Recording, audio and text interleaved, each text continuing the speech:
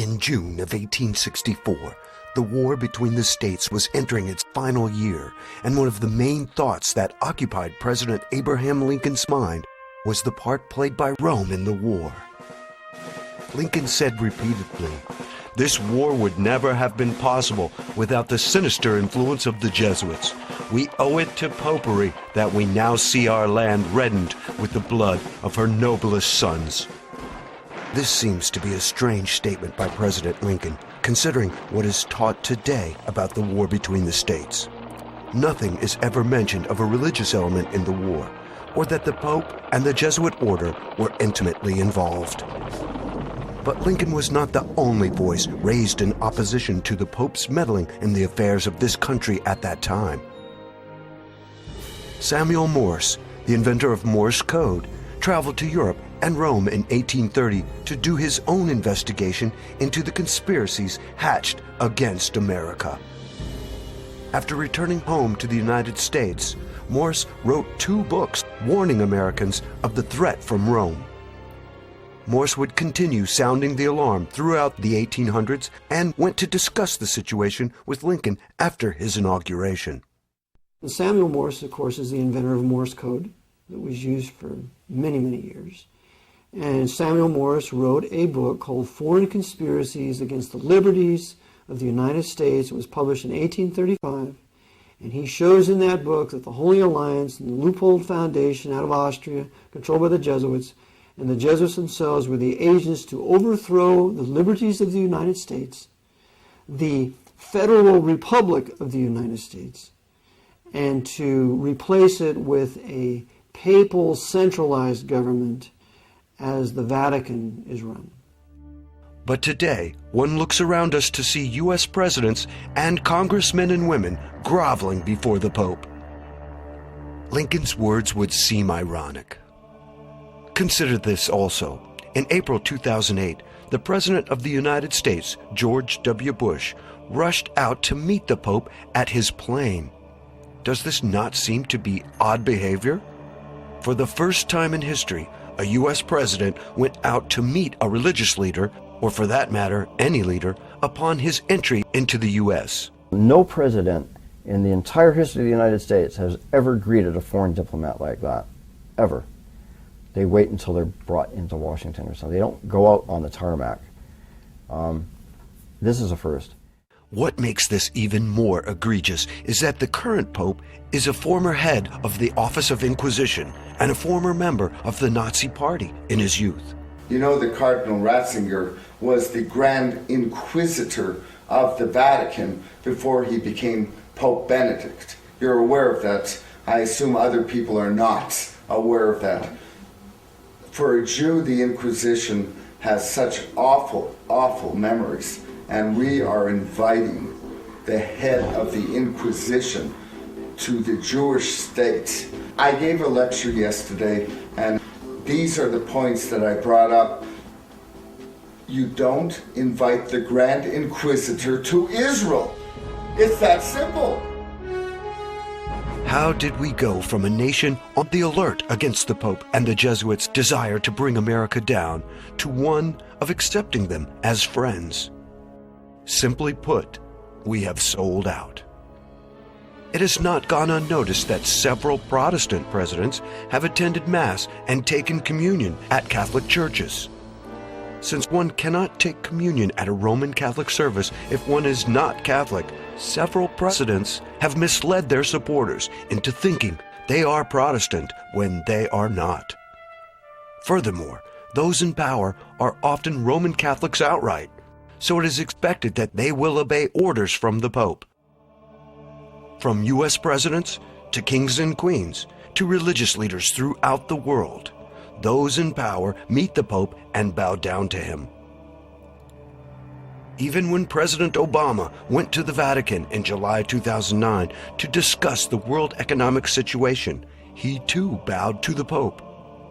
Upon leaving, President Obama said, "We look forward to a very strong relationship between our two countries." It is important to remember these words of President Obama and what they mean. The Pope is not just a spiritual ruler, he is a territorial ruler. the name of his country since 1929 is Vatican City. The Pope is a monarch. He actually, according to various books, the Pope is the monarch of the world. Not just a religious leader, he is actually a political leader. The Vatican is actually a small area over in Rome whereby the Pope is the ruler of that small area. The actual name Vatican I found very interesting. It actually means worship of the divine serpent. So we find that the very basis of the Vatican, the very word itself, means the worship of serpents. But from Rome's perspective, the Pope rules over more than Vatican City. He rules over the earth both spiritually and materially or temporally. According to the Roman Catholic teaching, the Pope can keep you out of heaven, and he has absolute authority over you on earth. And when I speak of the Pope, I speak of the papacy, that the papacy claims its two powers. Its first power is universal spiritual power over all individuals, that every person must be subject to the spiritual power of the Pope, that there is no salvation outside of the Catholic Church, which is the doctrine of the Council of Trent, as reaffirmed in the documents of Vatican II of the 1960s. It's still on the books of canon law. And the other power of the Pope, which is the second key, as you see the two keys in the Pope's flag with the triple crown, Lord of heaven, Lord of earth, Lord of hell, and the two keys, spiritual power. The second key is the temporal power. And the temporal power is this, that the Pope believes he has the right to rule the government, the civil government of every nation. That temporal power has never been denied, it's never been disclaimed. But there is no question that the Pope wields both swords, both a spiritual sword that the public sees, as well as a political sword which most people do not see. So it is very interesting and unsettling to those who love freedom and the right to worship God as one sees fit, to see our leaders submitting to the Pope of Rome.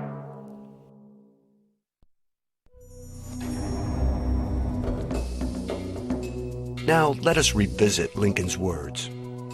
We have discussed the popes and the papacy, but what about the other group Lincoln mentioned? He spoke of the sinister influence of the Jesuits. Who are the Jesuits? Jesuits are a group of people that were raised up right around 1535, 1540. Their leader was Ignatius Loyola. They basically had two purposes. One purpose was to destroy the Protestant Reformation. Because as you remember, Martin Luther had appeared at the Diet of Worms in 1521, stood before Charles V and the Holy Roman Empire. And so the Catholic Church sought to stop the Protestant Reformation that Luther began, and they couldn't do it. And so about 20 years after Luther stood at the Diet of Worms, the Jesuit order was created. And one of their purposes was to destroy every vestige of the Protestant Reformation, both in the religious realm, in the political realm, and in the economic realm, because the Protestant Reformation not only affected the religious arena, it also affected the political and the economic arenas as well. That was one goal of the Jesuit order. The other aspect was to restore the supremacy and dominance of the Pope throughout the world. The Jesuit order has directed popes concerning policy, both foreign and domestic, since 1540, in particular since the Council of Trent. The Council of Trent, indeed. It started in 1545. It went for the next 18 years. That doesn't mean that they stayed there for 18 years. They met in different places, but over that period of time, the various leaders of the Catholic Church and the newly formed Jesuit order would come together from time to time and discuss how the Catholic Church would respond to the teachings of the Protestant Reformation. Would they accept them, or would they completely reject them? So the doctrines that were being championed at the Reformations, the doctrines of grace, justification by grace through faith, justification by faith alone, sola scriptura, only the scriptures, by grace alone, through faith alone, etc., etc. No baptismal regeneration, that there is only salvation in Christ, that we do not participate in our salvation. It's not a joint effort of man and God, etc., etc., etc. All the doctrines championed by the Reformers were absolutely accursed and condemned and reprobated by the Council of Trent that the Jesuits really oversaw from 1545 to 1563. It was an 18-year council in the town of Trent, Italy, and that is the foundation of what we call the Counter-Reformation. And the Council of Trent laid out the focal point, the direction that the Catholic Church would go for the next 4 centuries. Basically, at the Council of Trent, they decided that tradition and what the church fathers of the Catholic Church taught would continue to be the sole authority in the Catholic Church. Now, of course, there's other aspects of that, other teachings that branch off from that, but that is the basic sum of the Council of Trent, that tradition would still rule the Catholic Church. The anathemas that they have come out with that came from the Council of Trent to destroy heretics, to destroy those who would uphold the Word of God, those still live today. That's correct. The papacy has not rescinded any of the curses set forth in the Council of Trent. In fact, the Council of Trent ends and says, "Accursed be all heretics. Accursed, accursed." Every pope has to swear to uphold the Council of Trent. And if you read the documents of Vatican II, put together by Abbot, it shows you right there that every pope must swear to uphold the Council of Trent, even though in the 60s, when they were calling heretics separated brethren, with that delusion and illusion, they still did uphold the Council of Trent, as well as all the former papal bulls condemning heretics and calling for kings to kill them out of their dominions, like the doctrines of Pius IV. The head of the Jesuits is the superior general of the order. He is called the Black Pope.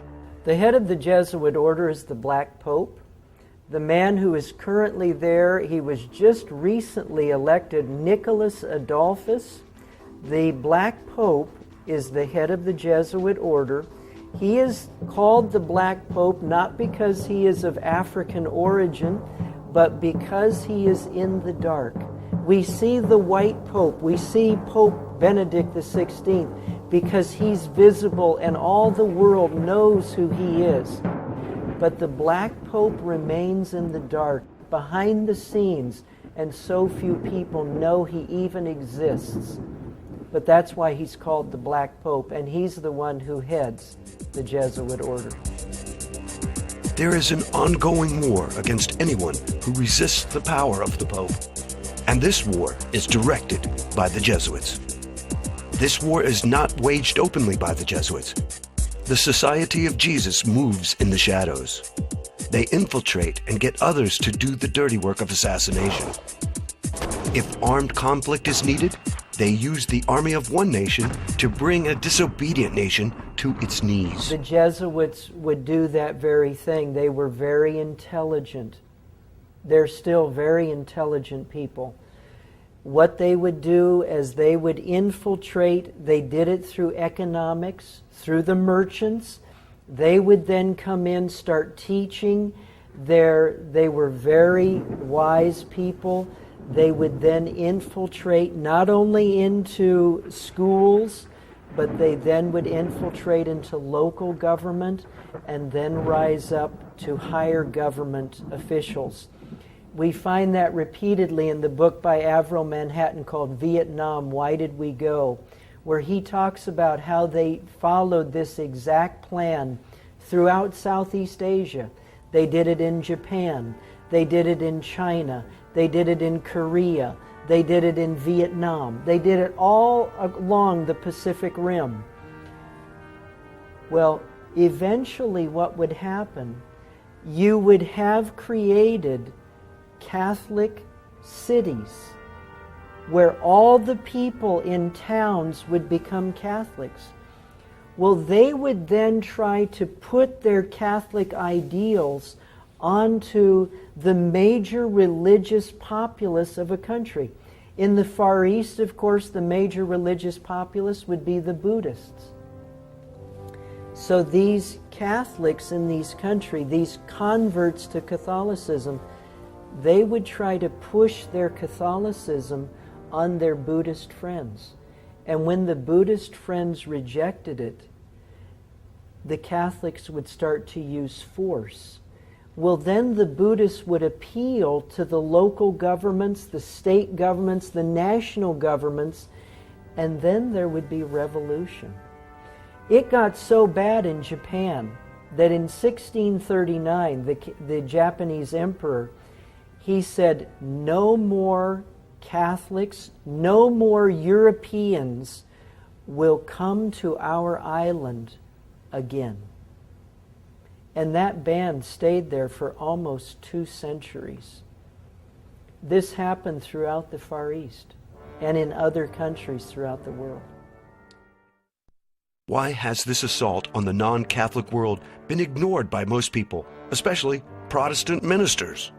Billy Graham he didn't protest towards the latter part of his life. For the first part, I think he was solid when he first started. But along around the early 60s, his voice was silenced. Robert Schuller, Paul Crouch, Hal Lindsey, Pat Robertson, James Dobson, all of these men, they're not protesting. What they have become are agents of Rome. I remember back when I was starting my student teaching, I was teaching 7th grade history to young people talking about the Pilgrims and Puritans coming over to America. The book said absolutely nothing about why they were coming to America. And I was just reading, and I've got a book here called the Rothschild Money Trust, and also a book about the Rockefellers, the Rockefeller File by Gary Allen. But these people have set up trusts, and they have rewritten the history books. They have rewritten the history books so that the 7th grade history book that I was teaching out of said nothing about the Reformation. We have to remember that the papacy, and specifically the Black Pope, controls all high-level Freemasonry. That includes the Pope's Masonic Jewish Zionist running his Kingdom of Jerusalem. That includes the top Freemasons in this country, especially the temple there in Washington, D.C. That includes all of your big evangelists. For example, Billy Graham is a 33rd degree Freemason.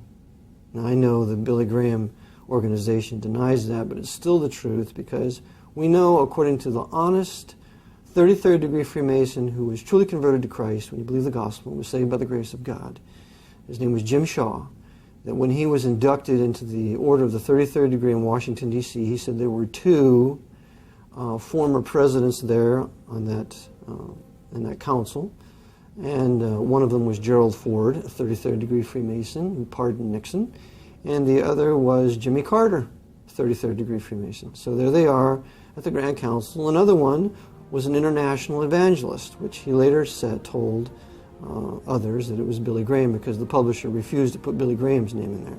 So Billy Graham was there.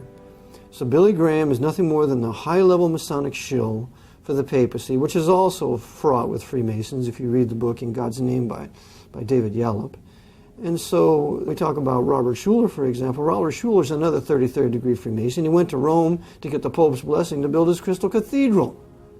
And Robert Schuller is a personal friend of the anti-white, hateful racist Louis Farrakhan, who is another high-level Freemason who runs the Nation of Islam for the Archbishop of Chicago.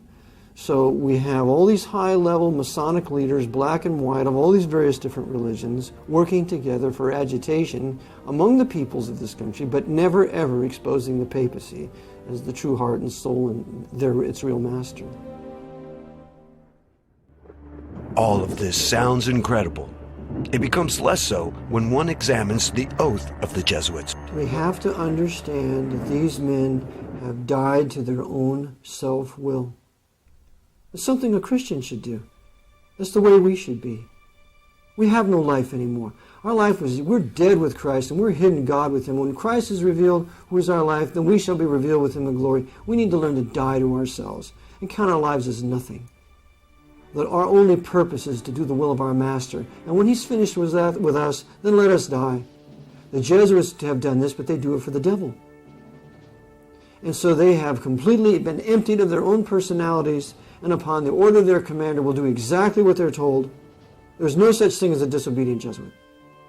They're all under orders. They've been trained for 15 years. They're soldiers. They're more of a Marine Corps than the Marines. The Marines were fashioned after the Jesuit order. You break the man down in boot camp, you rob him of his personality, you shave his head, you put all the same clothes on him, they're all treated the same, they're treated like dirt, we're going to rob you of your will so that we can mold you into what we want you. That's all Jesuit. So, this is how they think.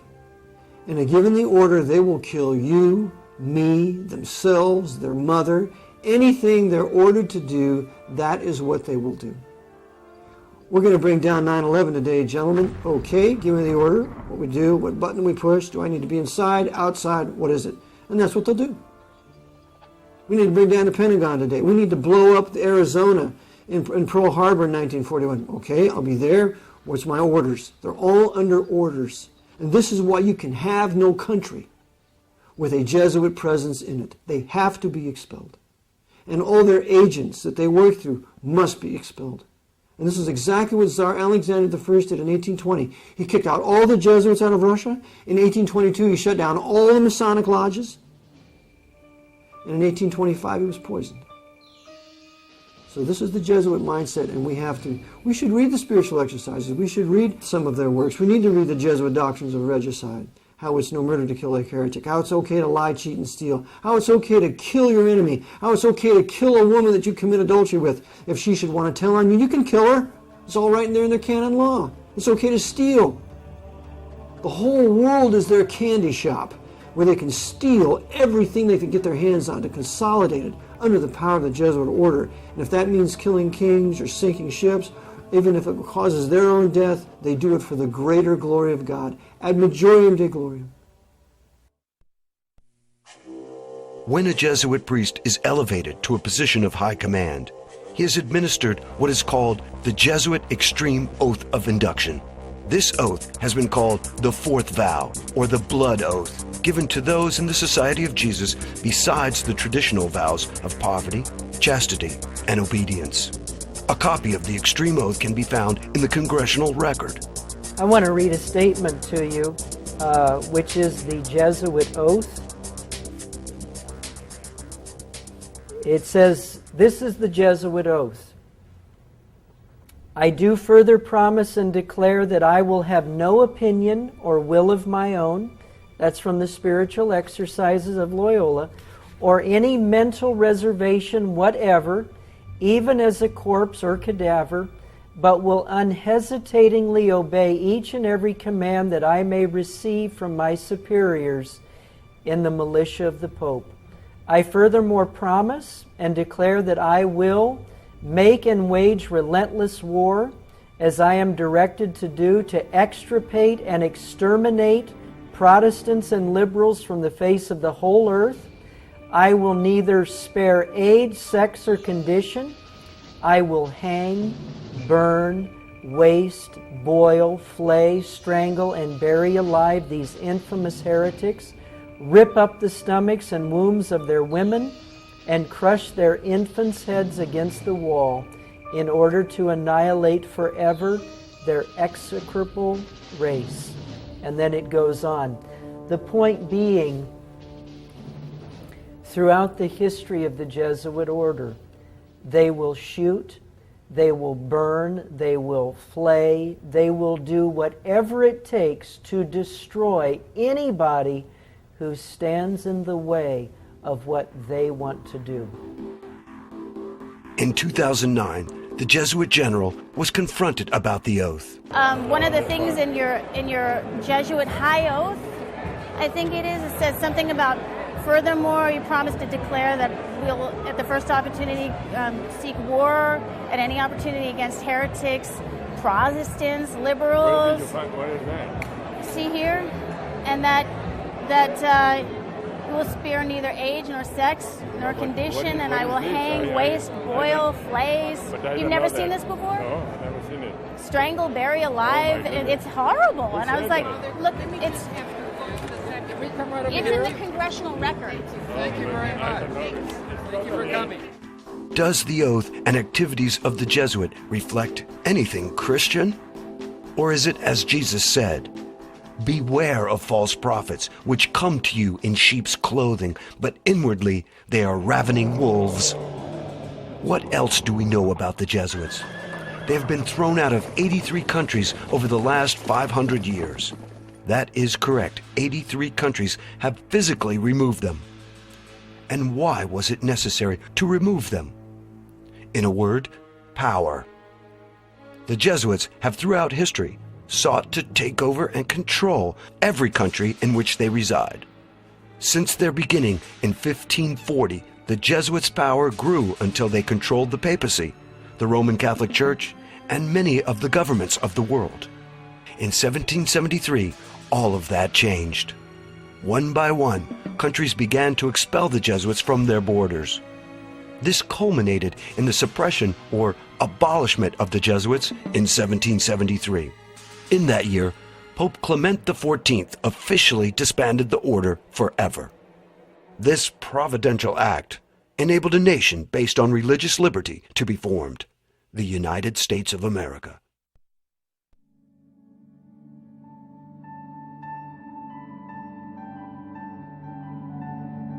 At the same time in history as the Jesuits were suppressed, the American Revolution occurred. Many believe this was no accident, but an act of God. I see the suppression of the Jesuits as providential, because without the suppression of the Jesuit order, there is no successful American Revolution, period. We have to understand that the Protestants and the Baptists of Europe had been persecuted in excess of 200 years, crying out to the Lord for some place to live where they could worship Him and seek His face and be obedient to His word. That nothing else was more important to them than that. And so as a result, the Lord answered their prayers and opened up North America to them in the 1600s, but ultimately to get a government that would protect them in their rights of freedom of worship, freedom of press, freedom of conscience, freedom of self-defense, in what came to be the American Bill of Rights and then, of course, the U.S. Constitution. So without the suppression of the Jesuit order, there is no escape for us out of Europe into North America to start a free nation where we can worship God according to the dictates of our conscience.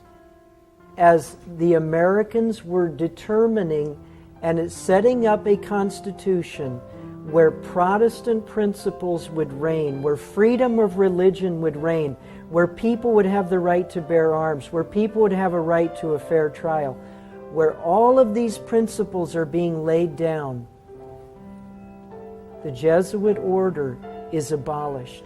If the Jesuit order had not been abolished in 1773, and as they watched a Protestant country rising up in the Western Hemisphere, the Jesuit order would have used not only England, who they did use in the American Revolution, they would have used France, they would have used Spain, they would have used Portugal, because those were all Catholic countries.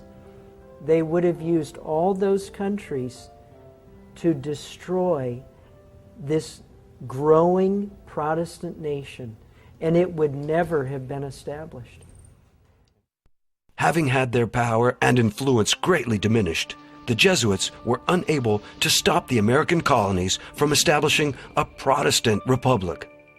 That is to say, the Jesuits were in no condition to coordinate a crusade against the new Protestant Republic as they had done with England in 1588 by using the Spanish Armada. But the Jesuits had one ace in the hole. Many of the founding fathers were deists and Freemasons. They attended church services and publicly paid homage to the God of the Bible. But in reality, they did not believe in miracles or the divinity of Jesus Christ. Their God was the great architect of the universe, not the God of the Bible. Thomas Jefferson went so far as to create his own Bible by cutting out verses he agreed with and pasting them into a blank book. The verses Jefferson believed in were those where Jesus speaks of morality and loving others. Miracles, such as the virgin birth or Jesus' resurrection, were omitted since they were considered fables. Freemasons like Benjamin Franklin and Thomas Paine had little regard for the divine, miracle-working Jesus of the Bible. Thomas Paine, author of the famous pamphlet Common Sense, wrote a book called The Age of Reason. In it, Paine says, Jesus Christ wrote no account of himself. The history of him is altogether the work of other people. And as to the account given of his resurrection and ascension, it was the necessary counterpart to the story of his birth. His historians, having brought him into the world in a supernatural manner, were obliged to take him out again in the same manner. Thus, when it came time to create a document that would unite these colonies into one country, the Jesuits had an idea many preferred. It was called religious liberty. The First Amendment to the Constitution would allow all religions to exist in America, not just religions based on the Protestant Bible. In the new American Republic, Roman Catholicism was allowed to coexist with the Protestant denominations, as well as the deistic Freemasons. But most importantly, the Roman Catholics were allowed to vote just like any other citizens. This was key, as we shall see later on. For as their numbers increased, Roman Catholics could put in power other Roman Catholics, or those who were sympathetic to them, and change the nation from within. After the Revolutionary War, voting rights of Catholics did change. We know that one of the signers of the Constitution was a Roman Catholic. There was only one, Mr. Carroll, but nonetheless it made it look like a place for Roman Catholics to come, as well as Protestants to have religious liberty, which is absurd. The Roman Catholic people had been used by the priests to kill us for centuries, and so why not stay in Europe? Well, they were being used by the Jesuits to come here to ultimately then take over political power and then submit North America to the feet of the Pope. Turning from the happenings with the American colonies, let us take a moment to investigate what the Jesuits were up to in Europe after their suppression. As we might guess, the Jesuits were not idle. They decided to seek revenge against those who had turned on them, specifically a traitorous Pope and the Catholic monarchs of Europe. In 1774, a year after the Jesuits were disbanded forever, Pope Clement XIV had suppressed the Jesuits, and a short time later he was poisoned. Poison is a big thing with these guys. Pope Clement stated, "Alas, I knew they would poison me, but I did not expect to die in so slow and cruel a manner." A post-mortem examination of his body revealed the presence of a poison. Thus, the Jesuits rid themselves of a troublesome pope. The vendetta on the Catholic monarchs of Europe was approached in a less obvious manner. Cleverly, the Jesuits determined not to act in their own name, but decided to work through front groups and to have them take the blame for their revenge. In this way, the Jesuits would continue to appear to be disbanded and innocent of any involvement in the matter. The first front group the Jesuits used was called the Illuminati. The Illuminati was organized in Bavaria by a Jesuit professor, Adam Weishaupt, on May 1, 1776, just 3 years after the Jesuits were disbanded. Many sources only casually mention that Weishaupt was a former Jesuit, and they usually state he was an ex-Jesuit. In reality, Weishaupt never left the order. As for the order itself, it never was truly disbanded. In Bavaria, when the Illuminati was founded in 1776 by Adam Weishaupt, Weishaupt is used by the Jesuits then to continue the work of the Jesuit order under another name. Weishaupt never repudiated the Jesuits. That's a lie of many, many conspiratorial historians controlled by the Pope. They want to create this dichotomy between the Illuminati and the Jesuits. Never fall for it. Weishaupt was operating under orders from a superior. Ritchie at the time was the general, then later another superior. But Weishaupt then enters into an alliance with the House of Rothschild. So now we see the Rothschilds, the Jewish Rothschilds, Red Shield, become the bankers for the Jesuit order during the upheaval we will know as the French Revolution and Napoleonic Wars. So this alliance between the Jesuits and the House of Rothschild, these high-level Masonic Jews, is very important to realize at this point because we have to live with it and deal with it today. Also, Bavaria is the stronghold of the Jesuits. There was a huge inquisitional torture chamber there in Nuremberg. Interesting that the Nuremberg trials of the Nazis would be held there. And the very principles of the Illuminati, the way the organization was run, it's the very principles of the Jesuit order, and that's found in Nesta Webster's book called Secret Societies. In 1814, Francois Charles de Berkheim reported on Germany's secret societies and stated, "The oldest and most dangerous association is that which is generally known under the denomination of the Illumines, and of which the foundation goes back towards the middle of the last century. Bavaria was its cradle. It is said that it had for founders several chiefs of the order of the Jesuits." Through the Illuminati, the Jesuits sought to take over various powerful secret societies, especially the higher degrees of Freemasonry. If you study all of the different organizations in the world, whether it be the Knights of Malta, the Bilderbergers, the Club of Rome, the Council on Foreign Relations, as you study all these different groups, and the Knights of Malta would be included in that, you find that they are like a buffer behind which the Jesuit order operates. In his book, Proofs of a Conspiracy, John T. Robison wrote concerning the Masonic lodges. At this time, 1798, the Jesuits interfered considerably, insinuating themselves into the lodges. Robison went on to say, "This society is well known to have put on every shape and to have made use of every mean that could promote the power and influence of the order. And we know that at this time they were by no means without hopes of re-establishing the dominion of the Church of Rome in England."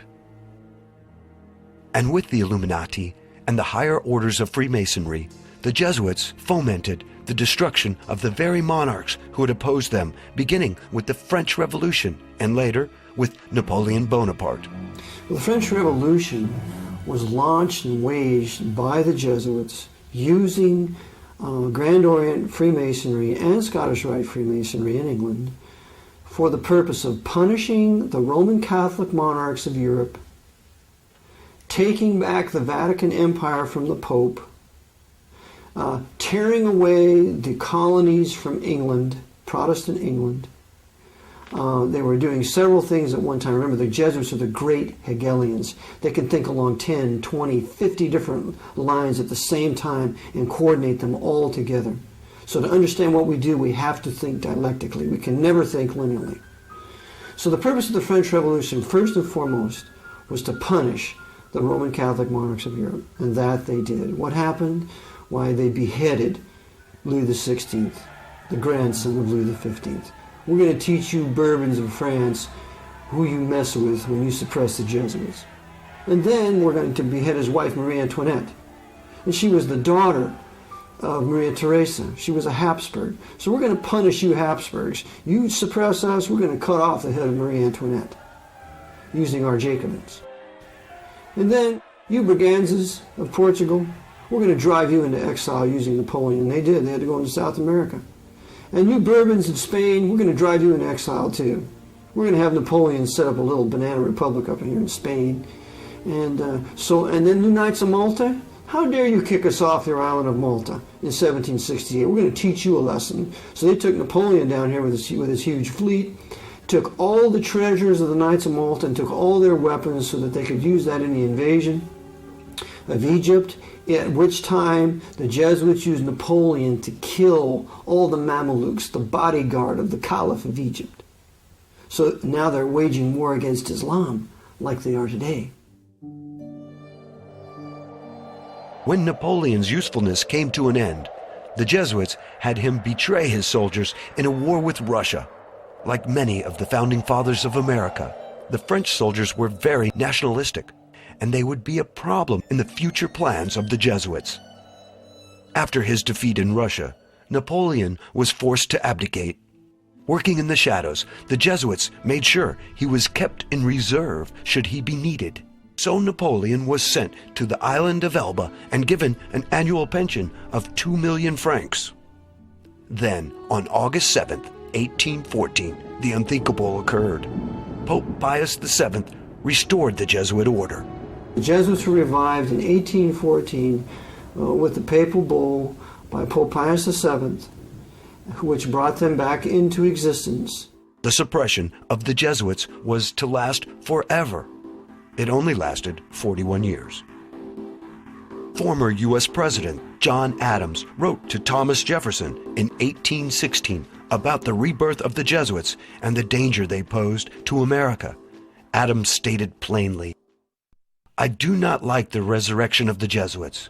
They have a general now in Russia, in correspondence with the Jesuits in the United States, who are more numerous than anybody knows. Shall we not have swarms of them here, in as many disguises as only a king of the gypsies can assume, dressed as painters, publishers, writers, and schoolmasters? I have lately read Pascal's letters over again, and 4 volumes of the history of the Jesuits. If ever any congregation of men could merit eternal perdition on earth and in hell, it is this company of Loyola." Jefferson replied back to Adams, "Like you, I disapprove of the restoration of the Jesuits, for it means a step backward from light into darkness." Coincidentally, the restoration of the order occurred 1 month before the first meeting of the Congress of Vienna in 1814. The Jesuits were deeply involved in this meeting. When the monarchs of Europe began fighting among themselves, the Jesuits manipulated the circumstances to bring Napoleon back for an encore performance, the famous 100 Days. The monarchs gathered in Vienna came to terms quickly in order to meet this renewed threat, the Jesuits' careful manipulation of the events being played out like a chess game. Again, it must be remembered that the Society of Jesus never wanted to do away with kings. The Jesuits only wanted to punish those who had suppressed the order.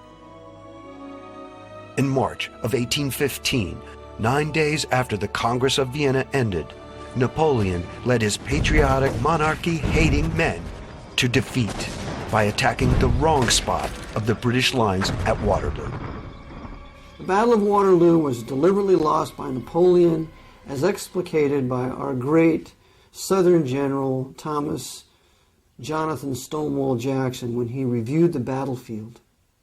And you can find this in Dabney's great work, his biography that he wrote on Stonewall Jackson called The Life and Times of Stonewall Jackson.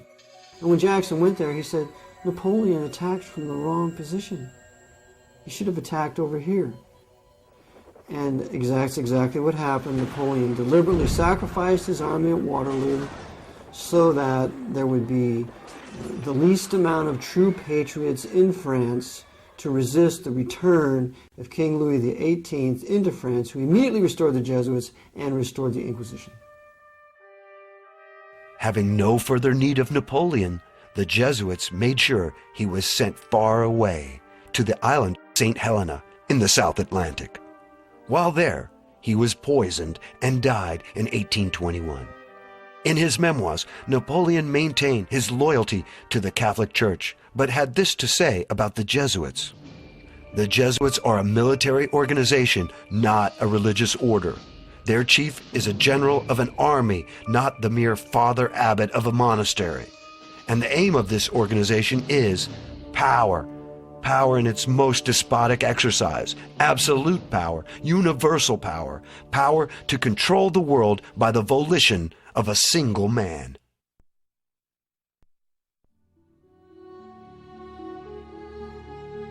We have stated that the Jesuits were deeply involved in the Congress of Vienna.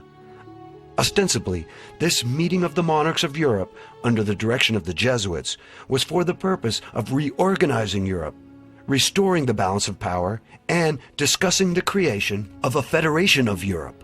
According to author Burke McCarty, the Congress of Vienna and several other secret meetings were in reality black conspiracy against popular governments.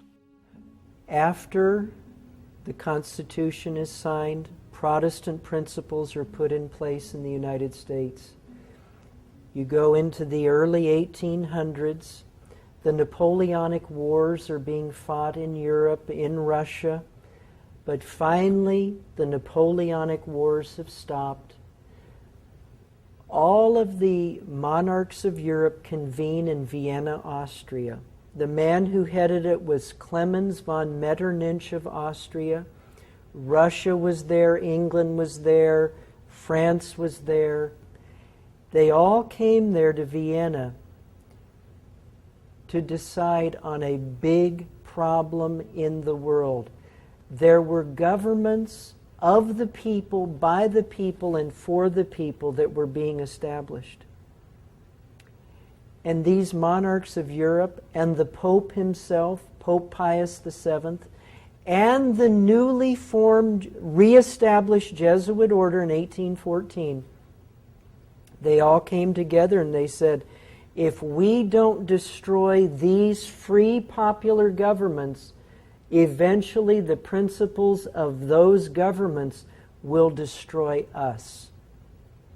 So at the Congress of Vienna, it was voted that they would pursue the destruction of any free governments in this world. And in 1814, the one government that was the thorn in their side was the United States of America. 8 years after the Congress of Vienna, the same parties met in Verona, Italy, for a second meeting to discuss the United States of America and the threat of popular governments. For posterity's sake, on April 25, 1916, Senator Robert L. Owen of the United States Congress entered into the congressional record the secret Treaty of Verona that was signed by the monarchs of Europe. These kings of Europe, under the control of the Pope, called themselves the Holy Alliance. The first article stated, "The high contracting powers engage mutually in the most solemn manner to use all their efforts to put an end to this system of representative governments."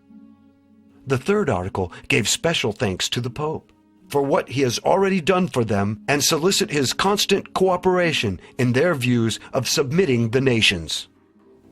Now, the Treaty of Verona was an agreement between the Catholic monarchies of Europe and the Vatican to destroy the concept of representative government worldwide.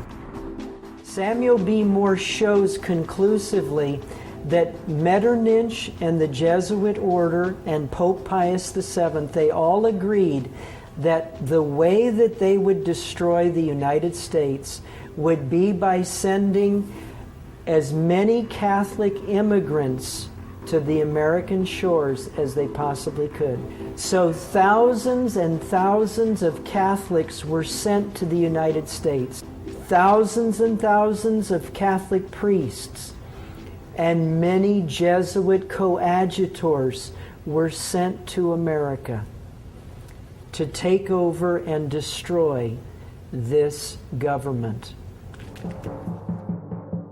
The treaty was signed on November 22nd, 1822, in Verona, Italy, by Metternich of Austria, Chateaubriand for France, Bernstedt for Prussia, and Nesselrode for Russia. After reading the secret treaty, Senator Owens pointed out that the threat under the secret Treaty of Verona to suppress popular governments in the American republics is the basis of the Monroe Doctrine. This secret treaty sets forth clearly the conflict between monarchical government and popular government, and the government of the few as against the government of the many. Because of the congresses at Vienna and Verona in 1814 and 1822, there was an English statesman who was at both of those meetings. His name was Lord George Canning. And in Burke McCarty's book called The Suppressed Truth About the Assassination of Lincoln, it says in there that George Canning warned the United States government as to what was going on. Canning was in contact with a man by the name of John Quincy Adams, who was a congressman at that time. He wrote to Adams, he said, "The monarchs of Europe, the Pope, and the Jesuits are planning to destroy America." Quincy Adams took the information to the president at that time, a man by the name of Jim Monroe. We know him as James Monroe. James Monroe took the information, wrote to a former president who was still alive at that time. The man's name was Tom Jefferson, who was in retirement at Monticello. Jefferson wrote back to Monroe and he said, "This is the greatest affront to America since the Revolution." He said, "We need to do everything we can to oppose and stop this holy alliance set up by the monarchs of Europe, the Pope, and the Jesuit order." In his letter to Monroe in 1823, Jefferson said he did not want to pass up an opportunity of declaring our protest against the atrocious violations of the rights of nations by the interference of anyone in the internal affairs of another, so flagitiously begun by Bonaparte and now continued by the equally lawless alliance calling itself holy. America's response to these two congresses was James Monroe's State of the Union address called the Monroe Doctrine, where he told the powers of Europe, he said, "You stay over there, you fight your wars in Europe, we'll stay over here. If you ever colonize in the Western Hemisphere, we will consider it an act of war." That was the Monroe Doctrine. But in our history books today, we read nothing of the role of the Pope and the Jesuit order to destroy America. Nothing is in our books today to that effect. But that's why the Monroe Doctrine was written. The Jesuits convened a meeting in Chieri, Italy in 1825 to discuss tactics for dealing with the Protestant nations. Unknown to the 13 Jesuits gathered for this clandestine meeting, a young novice named Leone was in the adjoining library. Leone could not believe his ears and began to take notes of what was being said for posterity. An English translation appeared in 1848. What Leone heard was no less than the Jesuit plan for world domination and the destruction of heretics, especially the heretics in Protestant America. As to the Jesuit plan for world government, you well know that what we aim at is the empire of the world.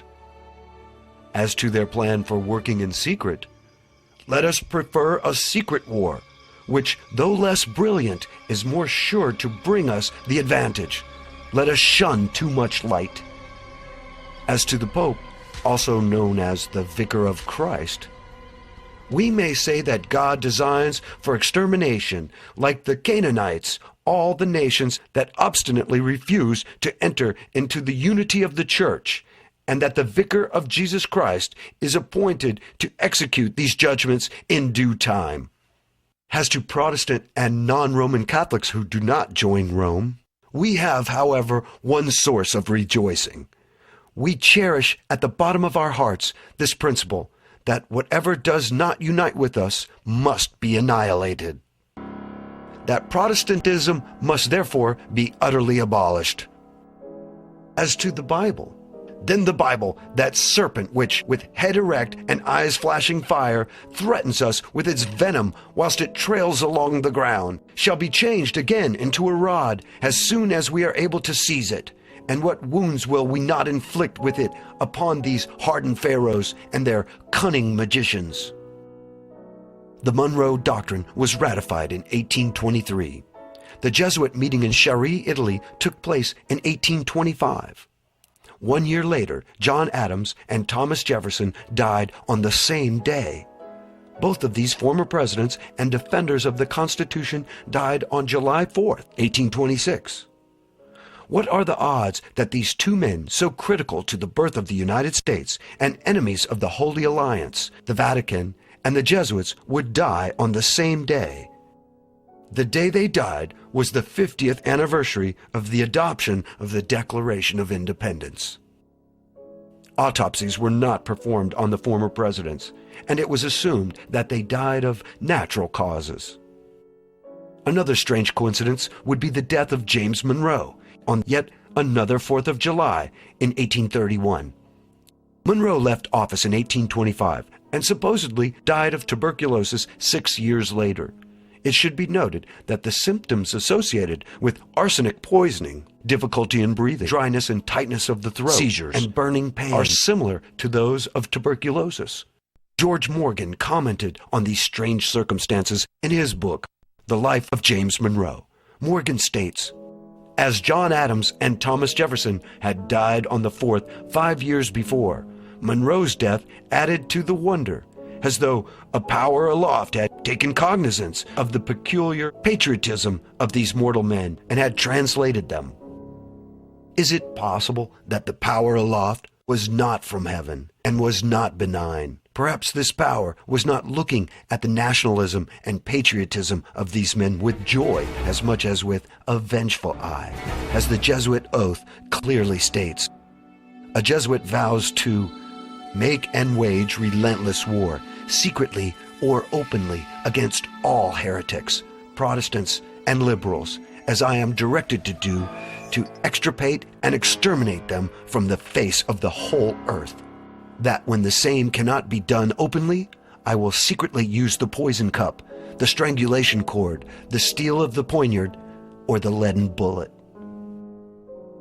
Others have even pointed out George Washington's sudden death in 1799 as very suspicious. There is evidence that the Jesuits assassinated a few American presidents before the war between the states. The first president they assassinated was George Washington. He was poisoned with anthrax. One of his 3 attending physicians was behind that poisoning. Remember, from the day he took sick to the day he died was a mere 2 to 2.5 days, according to Headley's great work, The Life of Washington. So he was murdered. Why would the Jesuits want to kill George Washington? Like Jefferson, Adams, and Monroe, Washington was first and foremost a nationalist and warned against foreign influence. He promoted a policy of neutrality and the avoidance of European alliances. Washington repeated his isolationist policy in his farewell address that was published in newspapers throughout the country. Washington wrote, "It is our policy to steer clear of permanent alliances with any portion of the foreign world." Besides this admonition to avoid foreign alliances, Washington loudly declared America should keep itself free from foreign influence. Against the insidious wiles of foreign influence, I conjure you to believe me, fellow citizens, the jealousy of a free people ought to be constantly awake. In addition to these publicly expressed opinions, Washington had acted swiftly to put down the Jacobin-inspired Whiskey Rebellion in 1793 with 15,000 troops. Instigating the rebellion was the French ambassador Edmond Guinet and the revolutionary Democratic clubs that had sprung up in America. Guinet and the Democratic clubs were linked to the Jacobin clubs in France. In her book, World Revolution, Nesta Webster states, these Jacobin clubs were organized by the Revolutionary Committee under the direct inspiration of the Bavarian Illuminati. The Jesuits created the Illuminati and were thus working through the democratic clubs in America.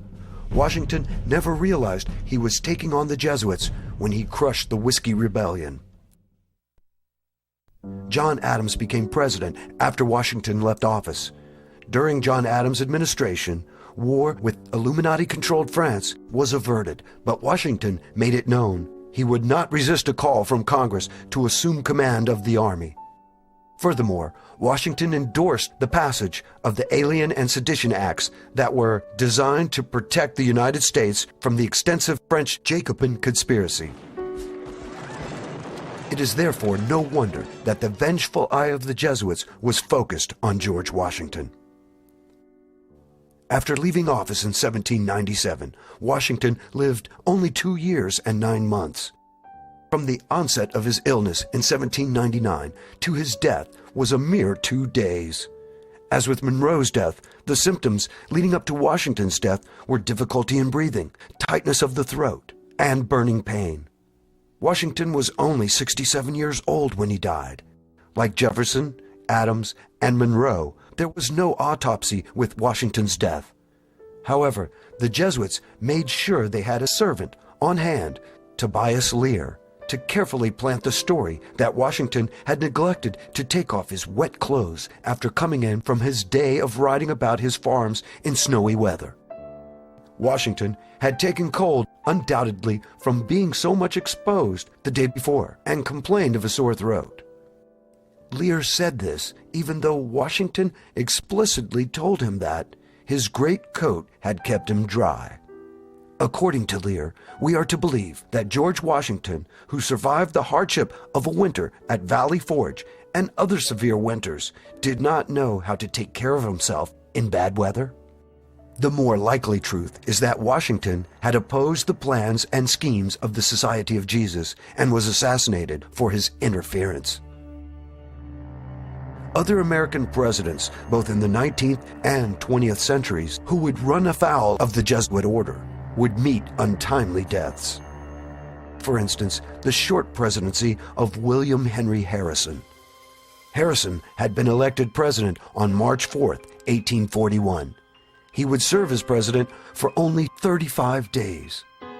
At the end of March, the newly elected president came down suddenly with an illness and died. Many thought this was the result of his long inaugural address, which lasted over 2 hours in cold weather. But Harrison had been fine after the speech, and weeks had passed since the inauguration. Why was Harrison assassinated? One only has to go to his inauguration address to find the main reason.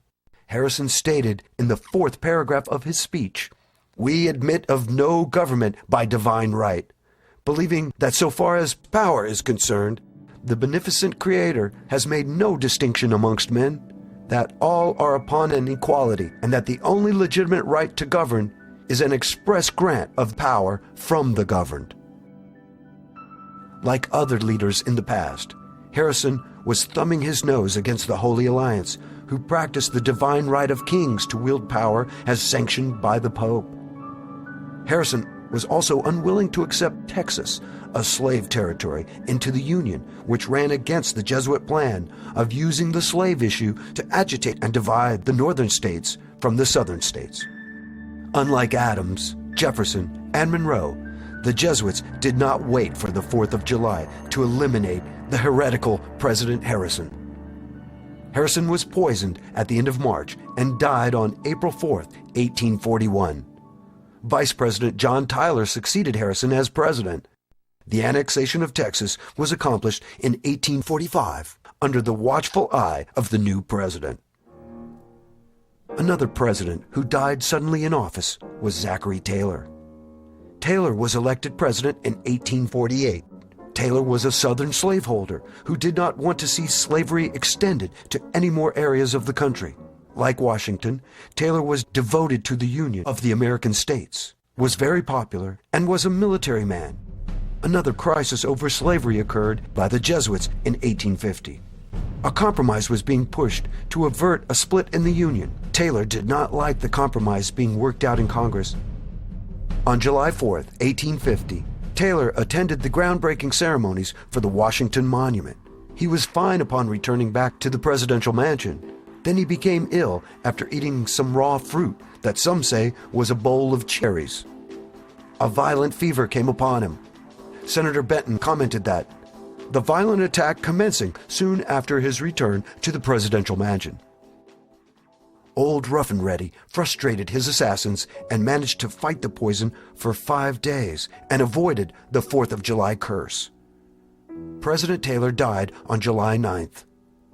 The Jesuits removed a strong, unifying leader and replaced him with a more malleable president in Millard Fillmore. Fillmore signed the compromise in 1850, just 2 months after Taylor's death. As the Jesuit agitation of the American states was reaching its climax in the 1850s, a trial occurred in 1855 at a courthouse in Illinois that would bring 2 faithful men together. These 2 men would join forces to fight the Jesuits. The first was a rebellious Roman Catholic priest by the name of Charles Chiniquy. The second was a lawyer by the name of Abraham Lincoln. Charles Chiniquy did not approve of the corrupt conduct of many of the priests he knew. These evil priests were drunkards, sexually promiscuous, and thieves, often stealing money and property collected from their parishioners. The priesthood in Chicago was very corrupt, morally and every other way. They were drinking heavily. They would go on these retreats and take up a collection between themselves, put it all in a pot, and go out and buy a lot of booze. And they also rented a lot of hookers. Apparently there was a lot of sexual deviance going on at the time as well. And he didn't like that, though, and he tried to change it. He quoted exclusively from the Bible, and his bishop just could not tolerate that. The heads of the Roman Church wanted Chiniquy to ignore these illicit and illegal activities. When he did not, Bishop Reagan of Chicago and another priest by the name of LaBelle arranged to have Chiniquy accused of rape. Chiniquy needed a good attorney. An attorney by the name of Abraham Lincoln was suggested. Abraham Lincoln had a team of other lawyers under him, right? It's like a regular defense team. Lincoln being one lawyer, a gentleman by the name of Stephen R. Moore was another lawyer. And that was a big court case at the time. It was the most important court case that Lincoln ever had in his entire legal career, as a matter of fact. But it's been buried by the Illinois government. The trial did not go well for Chiniquy. The general feeling was that he would be convicted.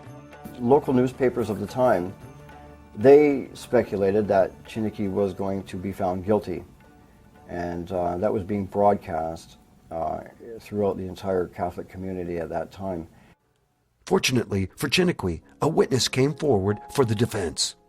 Her name was Philomene Schwartz. Miss Schwartz had been in Father LaBelle's house the day the plot to frame Chiniquy had been concocted. Schwartz contacted Lincoln and agreed to testify. She caught the midnight train to Urbana and met up with Abraham Lincoln and explained to him exactly what happened.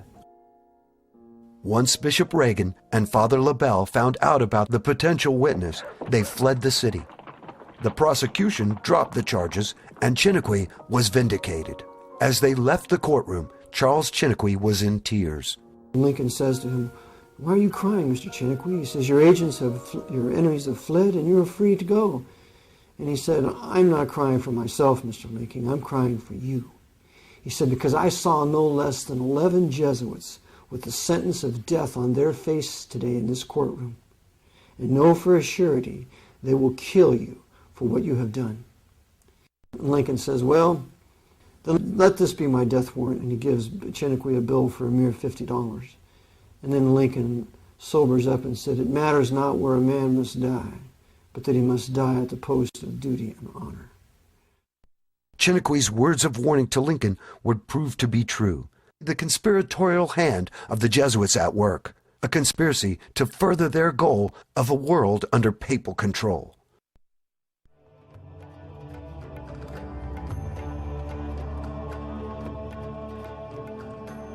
Abraham Lincoln was elected President of the United States 5 years after Charles Chiniquy's trial. By 1860, agitation between the North and the South was so great that many of the Southern states decided to leave the Union over Lincoln's election. This agitation was designed from the beginning to drive a wedge between the North and the South and bring about a war that would result in the death of countless Protestants, clearing the way for the Jesuits to reconstruct America into a tool of conquest. Lincoln had no military background, and the perception in the South was that he was incapable of mounting a war to stop the Southern states from leaving the Union. However, the Jesuits had studied Lincoln and knew he would be a very effective leader. In his own way, Lincoln would serve the Jesuit ends.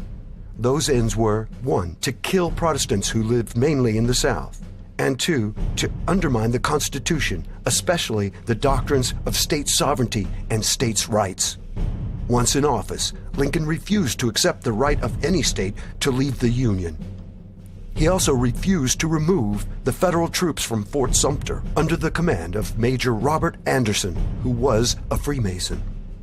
As tensions mounted, the Jesuit-controlled Freemasons on both sides turned the standoff into a bloody war.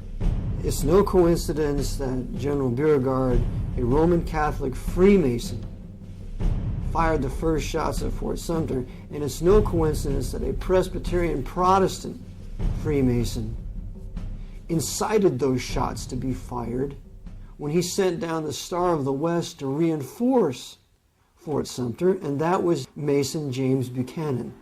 James Buchanan started the war when he sent down the Star of the West, that ship, to reinforce the harbor, because the southern states had lawfully seceded if we had a union of consent. And I would like to add here that the 3 states that specifically reserved their right to secede in their state ratification papers were Virginia, Rhode Island, and New York. And if those 3 states reserved the right to secede, to withdraw the powers, the specific powers they had delegated to Washington, then every other state had the right. So, the southern states had the right to secede, the North had no right to stop it.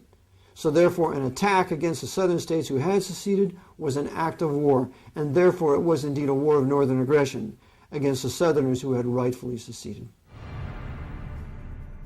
As the war progressed, it was obvious that not all was as it appeared to be on the surface. Time and again, generals on both sides made blunders and missed opportunities that would have ended the war sooner rather than later. The most glaring of these missed opportunities was the first battle of the conflict, the First Battle of Manassas on July 21, 1861. Lincoln had ordered the invasion of the South by Union troops. To stop them, Southern forces were moved into position in Virginia under Brigadier General Joseph E. Johnston and Brigadier General P.G.T. Beauregard. Beauregard had ordered the firing of the first shot at Fort Sumter, and his family was not only Roman Catholic, but also had Jesuit ties. During the course of the battle, the Confederate forces were beaten back until Colonel Thomas J. Jackson stood his ground against the invading Northern Army. Stonewall Jackson's heroic stand paved the way for the routing of the invading Union forces that soon withdrew towards Washington, D.C. Incredibly, the Southern commanders, Beauregard and Johnston, did not pursue the defeated Union troops, although prompted by many, including Stonewall Jackson. Johnston and Beauregard let the defeated Northern troops escape. If they had pursued the Northern Army, the South would have annihilated their enemy and ended the war in a few days.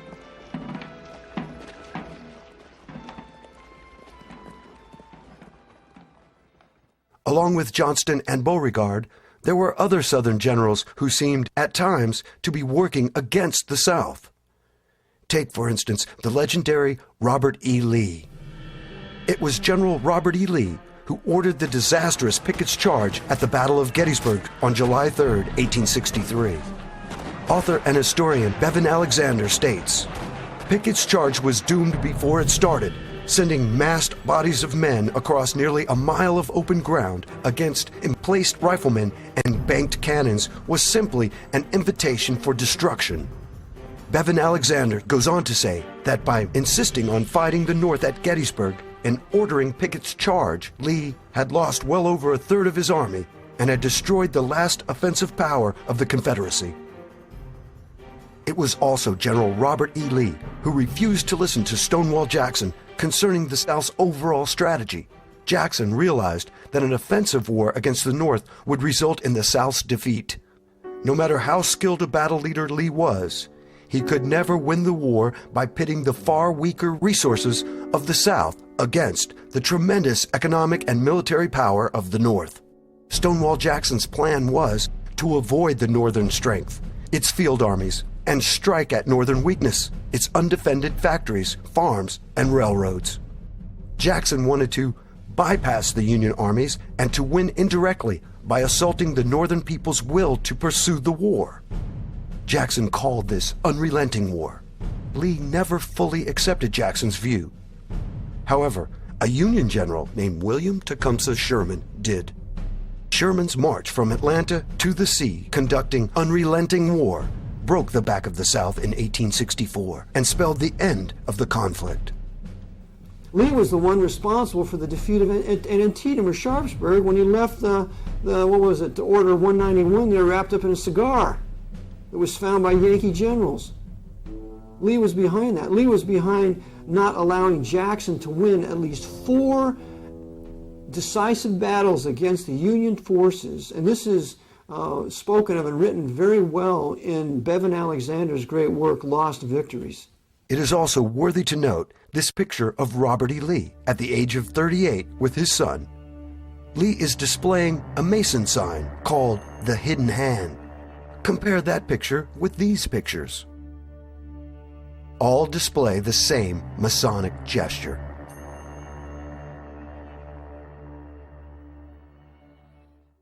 That the Jesuits had infiltrated Freemasonry in the late 1700s and had taken control of the leadership of this secret society was unknown to Freemasons serving in both the Northern and Southern armies.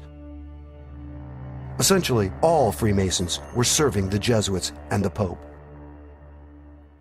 Besides Lee's inactions and blunders on the battlefield, as well as those of other Confederate generals, a case can be made that the South's greatest general, Stonewall Jackson, was murdered during the 4-day Battle of Chancellorsville, Lee being an accomplice. Jackson brings forth his plan to Lee how to flank Hooker's army, and then we can attack him from the rear. And Lee says, well, go ahead. Instead of saying, praise God, yes, if we can defeat Hooker, we can then march across the Potomac to Washington, because that's all it would have taken. We were this close to keeping our liberty. But because Lee is in cahoots with Hooker, and there are Jesuits who are observers on the battlefield, as there were at Gettysburg, an arrangement is made between Lee and A.P. Hill, because A.P. Hill hated Jackson's guts. Jackson had A.P. Hill arrested. This is General A.P. Hill. General Jackson had General A.P. Hill arrested for insubordination, and Hill hated him for it. And so this was Hill's chance to get back. So Hill happens to have a subordinate general underneath him, who then will be used to fire upon Jackson. So Jackson, as he arranges his soldiers as they've flanked Hooker, and he tells them, whatever you do, do not stop. You march right through to the federal camp. Well, what happens is A.P. Hill's general stops the whole movement. So everything is almost thrown in disarray, and finally this guy's convinced, let's just keep going on. So by this time they're losing valuable time. Still, it was a rout, but it wasn't a defeat like it could have been. And Jackson realizes that something's very wrong. He is now betrayed by A.P. Hill, and he's betrayed by this other subordinate. So in the evening, Jackson is reconnoitering, trying to see what should be done, and he's fired upon by his own troops. And I show in my book that it was a conspiracy because some of the people there, Jackson didn't know who they were. They were Confederate officers, and Jackson never seen them before. So Jackson is wounded, but it's not mortal. He's bleeding, but he's bleeding severely. But what happens is that Major McGuire, the doctor, is called to his assistance. Well, the doctor then takes him off the way from the battlefield and amputates the arm, and his left arm, and Jackson is beginning to recover, but Lee orders him to be taken away from the battlefield by this doctor. And Jackson said, "Our men need our doctor. Why deprive our hurting, dying men of this valuable doctor? I'm getting better." But oh no, Lee gives the order to go to Guinea Station, take Jackson with you. And so Jackson is being taken there, and he's beginning to recover, and he's talking to the doctor, "When can I get back?" and so on. Well, the doctor gets him to Guinea Station and takes him away from the main house and takes him out to this little shack where only the doctor and he are allowed to be. And it's there that this dirty Freemason, Hunter McGuire, poisons Jackson, I believe, on about a Wednesday or Thursday. And then Jackson's wife is able to come, and she sees him, but Jackson's not well. His arm it's the famous picture of him where he's had his arm amputated, but you really don't see it. The sleeve is still there. But he's been poisoned for the first time. And then Friday or Saturday, he's given the final poisoning, and he can't survive. And so the doctor poisons him, and his wife Julie is pleading for him. "Doctor, isn't there any more you can do for him?" And so he dies. And with the death of Jackson, the poisoning of Jackson, then this very same wicked Hunter McGuire poisons Jackson's right-hand man, who's also a preacher, Sandy Pendleton, Colonel Pendleton. He poisoned him too. So the Jesuits are busy using this doctor to get rid of the true Southern Confederate leadership, Lee being a party to all of this.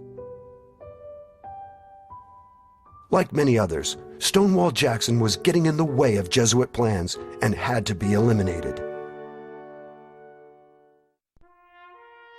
At this point, we should take note of a man by the name of James Clark. Clark graduated from West Point in 1829. After graduation, Clark was assigned to Louisiana. After a year of service, James Clark resigned his commission and converted to Catholicism. In 1844, Clark would become the first West Point graduate to join the Jesuits. Clark went on to teach mathematics and science at Georgetown University, and he became the president of Holy Cross. It was said that Clark took a lively interest in the doings of his former classmates. And just who were his former classmates?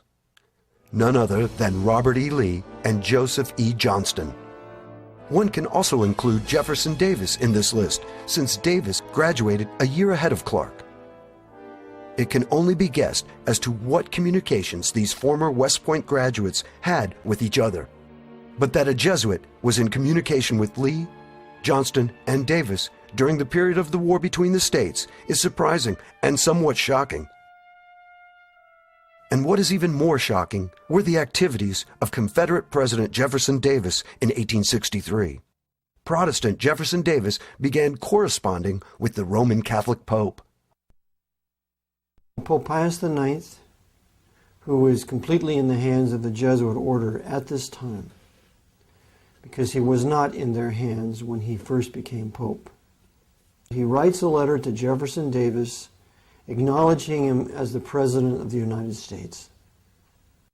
After the Battle of Gettysburg, there was a lot of correspondence that took place between the Davis government and the Vatican, the Davis government appealing to the Pope for official help and recognition, which Pope Pius IX eventually did give him. Davis was no stranger to Roman Catholicism. He had entered the Dominican-operated College of St. Thomas Aquinas near Springfield, Kentucky, for 2 years. He was the only Protestant student at the school. Interestingly enough, the young Davis sought to become a Catholic, but was encouraged to remain Protestant. One must ask, why would the Roman Catholic Church turn down a convert? Did the Roman Church have plans for Davis that would be better served with him remaining a Protestant? After the war, Davis was sent a portrait of the Pope. Such a gift, said a great niece, was never before conferred on any but crowned heads. General Lee also had his own picture of Pope Pius IX noting that the Pope was the only sovereign in Europe who recognized our poor Confederacy. Such was the attitude of these leaders of the Confederacy. Men who were easily fooled or who were willingly playing along with the Jesuits' plan. It was these men who led the Protestants of the South into a war that they had no intention of winning. Shades of Korea, Vietnam, and the Gulf Wars come to mind. It should be remembered that for all of its posturing and open statements of support for the South, the papacy was really not on the South side at all. The open but false policy of Rome was that the Pope was on the side of the South. And Chiniquy falls for this delusion in his book, unfortunately. The secret but true policy of Rome was that Rome was completely on the side of the radical red Republicans in the North. Stevens, Sumner, Bingham, the list goes on and on.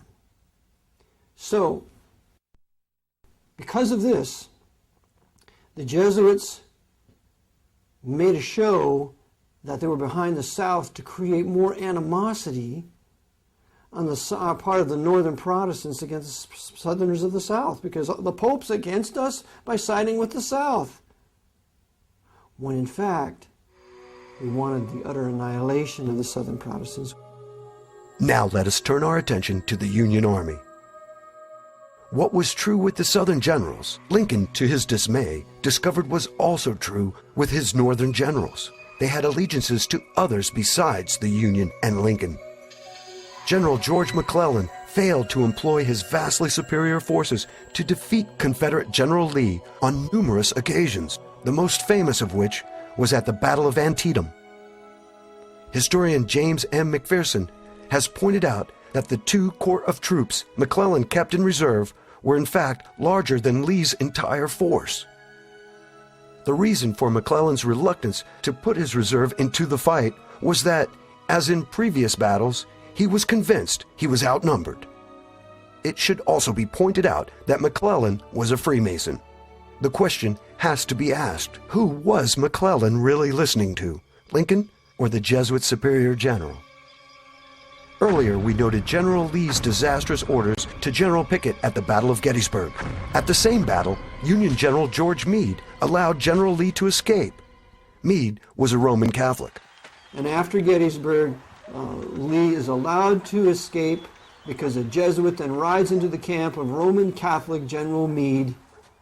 And Roman Catholic Meade refuses to pursue Lee's army and captures only one gun, when the South could have been defeated right then and there would not have been the rape, pillage, and plunder from 1863 to 65. There would not have been the destruction of General Sherman from Atlantis to Savannah. There wouldn't have been the burning down of Protestant Columbia. The 4 Protestant states of the South that were to be destroyed and plundered were Georgia, North and South Carolina, and Virginia.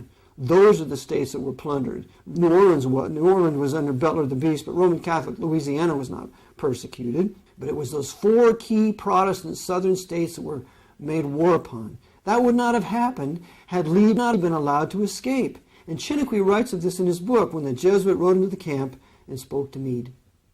So it was a war against the white Anglo-Saxon Protestant Baptist people of the South, perpetrated by not only the generals of the North, Grant and Sheridan and Sherman and all those despicable criminals with their federal banditti and their Roman Catholic Irishmen that they brought over here to steal everything they could steal off the southern plantations and to rape the black southern women that were slaves. It was a general rapine, so bad that many of the black men took their women into the swamps and to deliver them from this Yankee pillage. It was a complete and total grand theft and larceny of the Southern people. In spite of the treacherous behavior on both sides, on April 9, 1865, General Robert E. Lee surrendered his Confederate Army to General Ulysses S. Grant at the village of Appomattox Courthouse in Virginia. 2 days later, on April 11th, Lincoln made a speech discussing post-war America. In the speech, Lincoln spoke in a conciliatory manner toward the Southern states. Let us all join in doing the acts necessary to restoring the proper practical relations between these states and the Union, they never having been out of it. These words, taken with the amnesty for all Southerners that Lincoln had proclaimed in November of 1863, show us that the President was not looking for further reprisals or punishments against the South. However, Rome and the Holy Alliance wanted no amnesty for the South. And going back to the hated Constitution with states' rights and freedoms derived from the Bible. Lincoln had served his purpose. It was time for his removal. Lincoln was a useful tool, thinking he was actually saving the Union because he wanted to restore the southern states on the same footing they had left the Union, which would have frustrated the purposes of the Jesuit order by making a consolidated empire out of all the states. To ensure total chaos, the Jesuits decided Lincoln would not be the only target. So they came up with this plan to assassinate not just Abraham Lincoln, but the entire government. The South had lost the Civil War, so they were going to take out Abraham Lincoln, Vice President Andrew Johnson, the head of the Northern Army, Ulysses S. Grant, and the Secretary of the State, William Seward, all in one night. On April 14, 1865, only 5 days after Lee's surrender, the conspirators struck. Abraham Lincoln was shot while watching a play at Ford's Theater. He died the next morning, April 15th, at 7:22 a.m. Secretary of State Seward was attacked at his home. The assassin, Lewis Payne, repeatedly stabbed Seward and escaped. Miraculously, Seward recovered from his wounds. Vice President Johnson's assassin, George Atzelrod, lost his nerve at the last minute and fled the scene. And General Grant avoided his assassin by leaving town earlier in the day to check on a sick friend. But who were these assassins? Most people know about John Wilkes Booth, the man who pulled the trigger and killed Lincoln. But few realize that most of the conspirators were Roman Catholic. Even Booth had converted to Catholicism. It's clear that John Wilkes Booth, while he was a member of the Knights of the Golden Circle, at the time he was plotting Lincoln's assassination, he was also meeting in the home of a very devout Roman Catholic woman by the name of Mary Surratt, right in Washington, D.C. And it was in her home that the plot to kill Lincoln was hatched. The Jesuits of Washington, D.C. put together the plot for the assassination.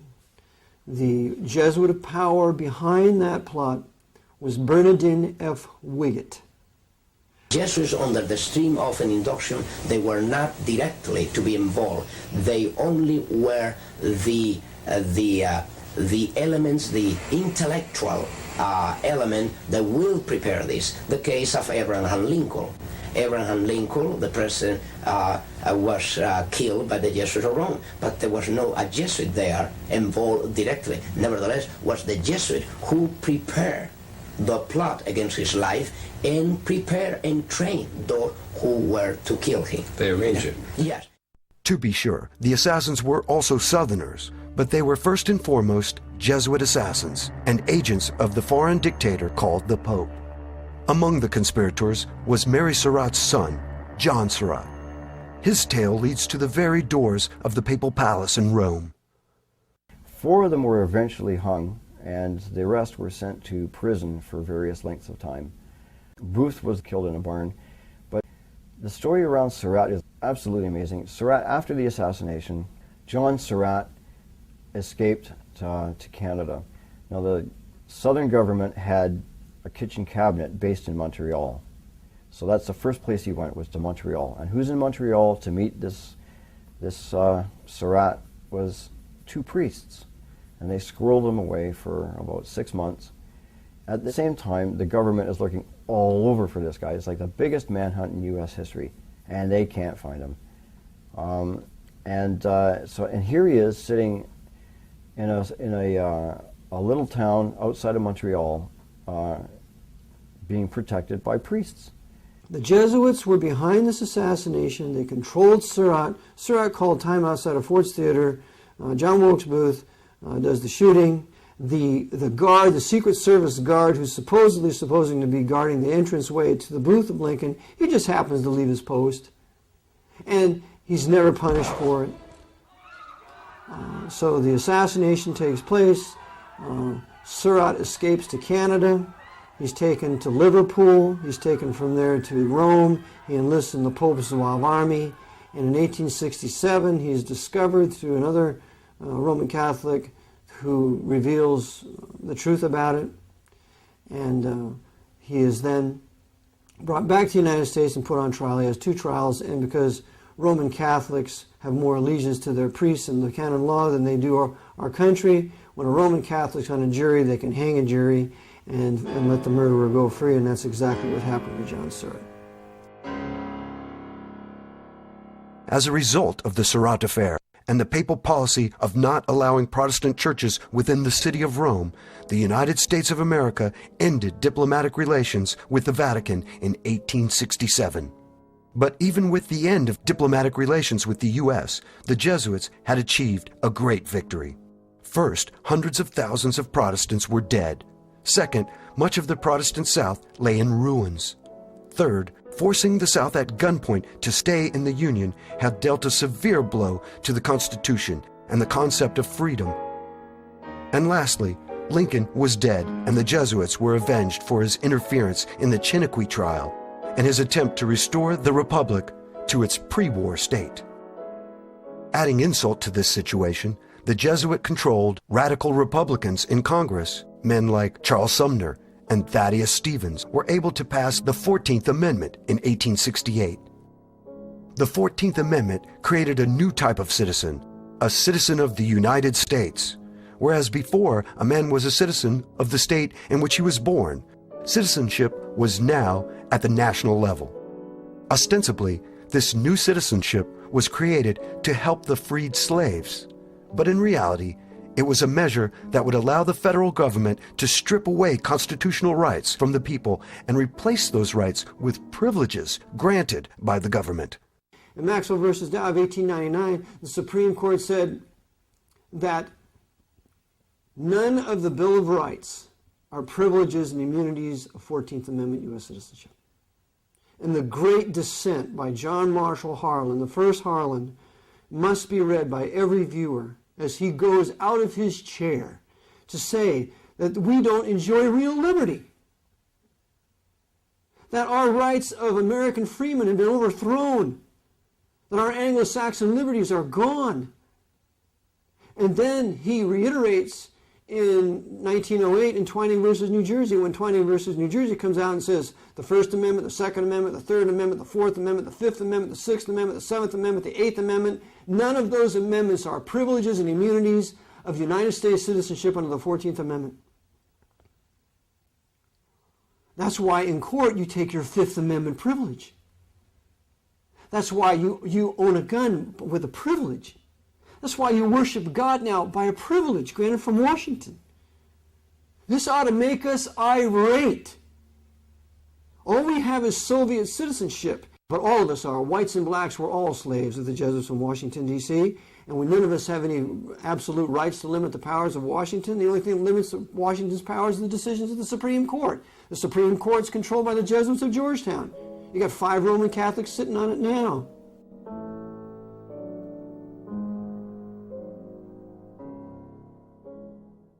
But why was it so important to the Jesuits to create a nation? In his book, A Constitutional View of the Law of the Late War Between the States, Alexander Stevens tells us why. In Volume 2, Alexander Stevens tells us on page 650 the real reason of the 14th Amendment. Quote, consolidation and empire. That's the purpose of the amendment. Consolidation of the states and empire. That's why I call it the Pope's Holy Roman 14th Amendment, corporate fascist, socialist, communist empire created by this 14th Amendment. He goes on and says, they have not as yet openly denied the federative character of the government. However, in direct war upon its principles, their acts have been covertly aimed. This is an exceedingly important fact to be specifically noted and kept in mind.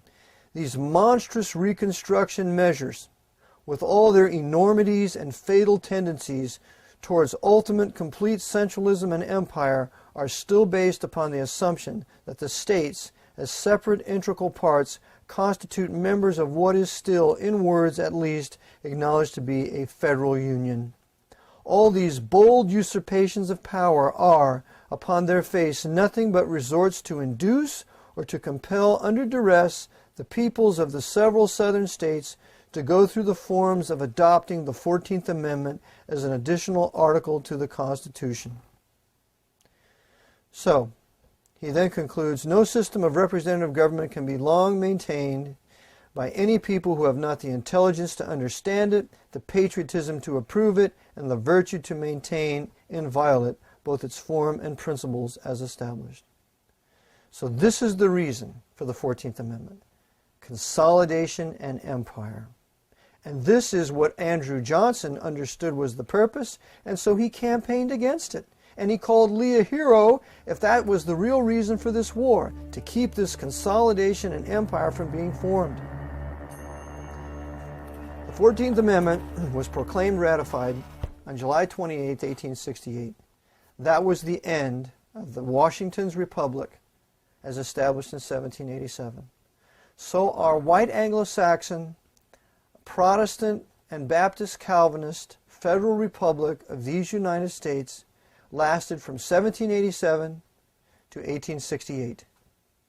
And a new nation was established in 1868, and that is called the American Empire in my book, and it has existed from 1868 to the present. And it is squarely in the hands of the papacy for two reasons: for destroying heretics, liberals, perfidious Jews, and infidel Muslims and Buddhists over the last 100 years since the Spanish-American War, or since really the Indian War of the Great Plains. The War of the Great Plains from 1860 to 1890 was the annihilation of the Native American Indians so that they could build an empire from sea to shining sea. A terrible crime. And it was all led by a Roman Catholic Army general named Philip Sheridan, who was advised by America's most powerful Western Jesuit at the time, Pierre de Smet. And it was this Philip Sheridan who said, the only good Indian is a dead Indian. With the 14th Amendment, the Constitution of the Founding Fathers was tossed into the dustbin of history, and centralization of power in Washington, D.C. was well underway. Now the American empire could begin in earnest. The American states, both in the North and South, would be subservient to the federal government and would be essentially slaves to this new master. In rapid succession, the United States found itself in one war after another. The Spanish-American War, World War I, World War II, the Korean War, the Vietnam War, the Cold War, Gulf War I, Gulf War II, and a host of smaller police actions, such as in Somalia, Bosnia, Afghanistan, and Libya. Looking over the last 150 years, one can discern the influence of the Jesuits in the initiation of these wars and conflicts for the purpose of building a world empire under their control. Early in the 20th century, the Jesuits were determined to start a new European war. Germany expelled the Jesuits in 1872. Russia had expelled the Jesuits in 1820. France had expelled the Jesuits in 1880. Britain had formally, although not in actuality, had formally expelled the Jesuits in 1829. Every country in Europe, Switzerland, 1848, every country in Europe had expelled the Jesuits except Belgium. And so the Jesuits said, well, now we're going to have to punish these people because they obviously didn't learn the lesson with Napoleon Bonaparte. So what we're going to do is we're going to use Britain and we're going to use America, and we're going to have a second 30 Years' War. The first one was from 1618 to 1648. The second one's going to be from 1914 to 1945. We're going to have World War I. We're going to have the Bolshevik Revolution. We're going to have the Spanish Civil War. We're going to have World War II. we're going to just have continual war for 30 years, and we're going to control all the factions. We're going to control the Allies, and we're going to control the Axis. The assassination of Archduke Franz Ferdinand was the spark that ignited the First World War. Archduke Franz Ferdinand was the heir apparent to the Austro-Hungarian throne. His inclusive policy towards the Slavic peoples and lenient treatment of Orthodox Christian Serbia made him unacceptable to Rome. He therefore could not be allowed to rule. The assassination was set for July 26, 1914. Since the year 1054, the Catholic Church has been waging war against Orthodox Christians. The Orthodox Christians did not accept the supremacy of the Pope. A war involving the major powers of Europe would be a perfect opportunity to have hundreds of thousands, if not millions, of Orthodox Serbs and Russians killed. Afterwards, Rome would be in a better position to dominate these countries. Who shot the Archduke? Gavrilo Princip, a member of the secret society called the Black Hand. The Black Hand was founded by Freemasons. During the trial, Princip testified that his colleague, Saganovich, told me he was a Freemason, and on another occasion told me that the heir apparent, Franz Ferdinand, had been condemned to death by a Freemason's lodge. Even though a Masonic group carried out the murder, all of Serbia was blamed. It was never pointed out at that time that the assassins were linked to Freemasonry, and that its upper levels had been under the control of the Jesuits for nearly a century.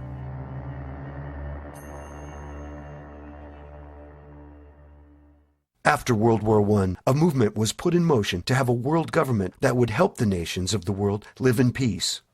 A peace controlled by the Jesuits.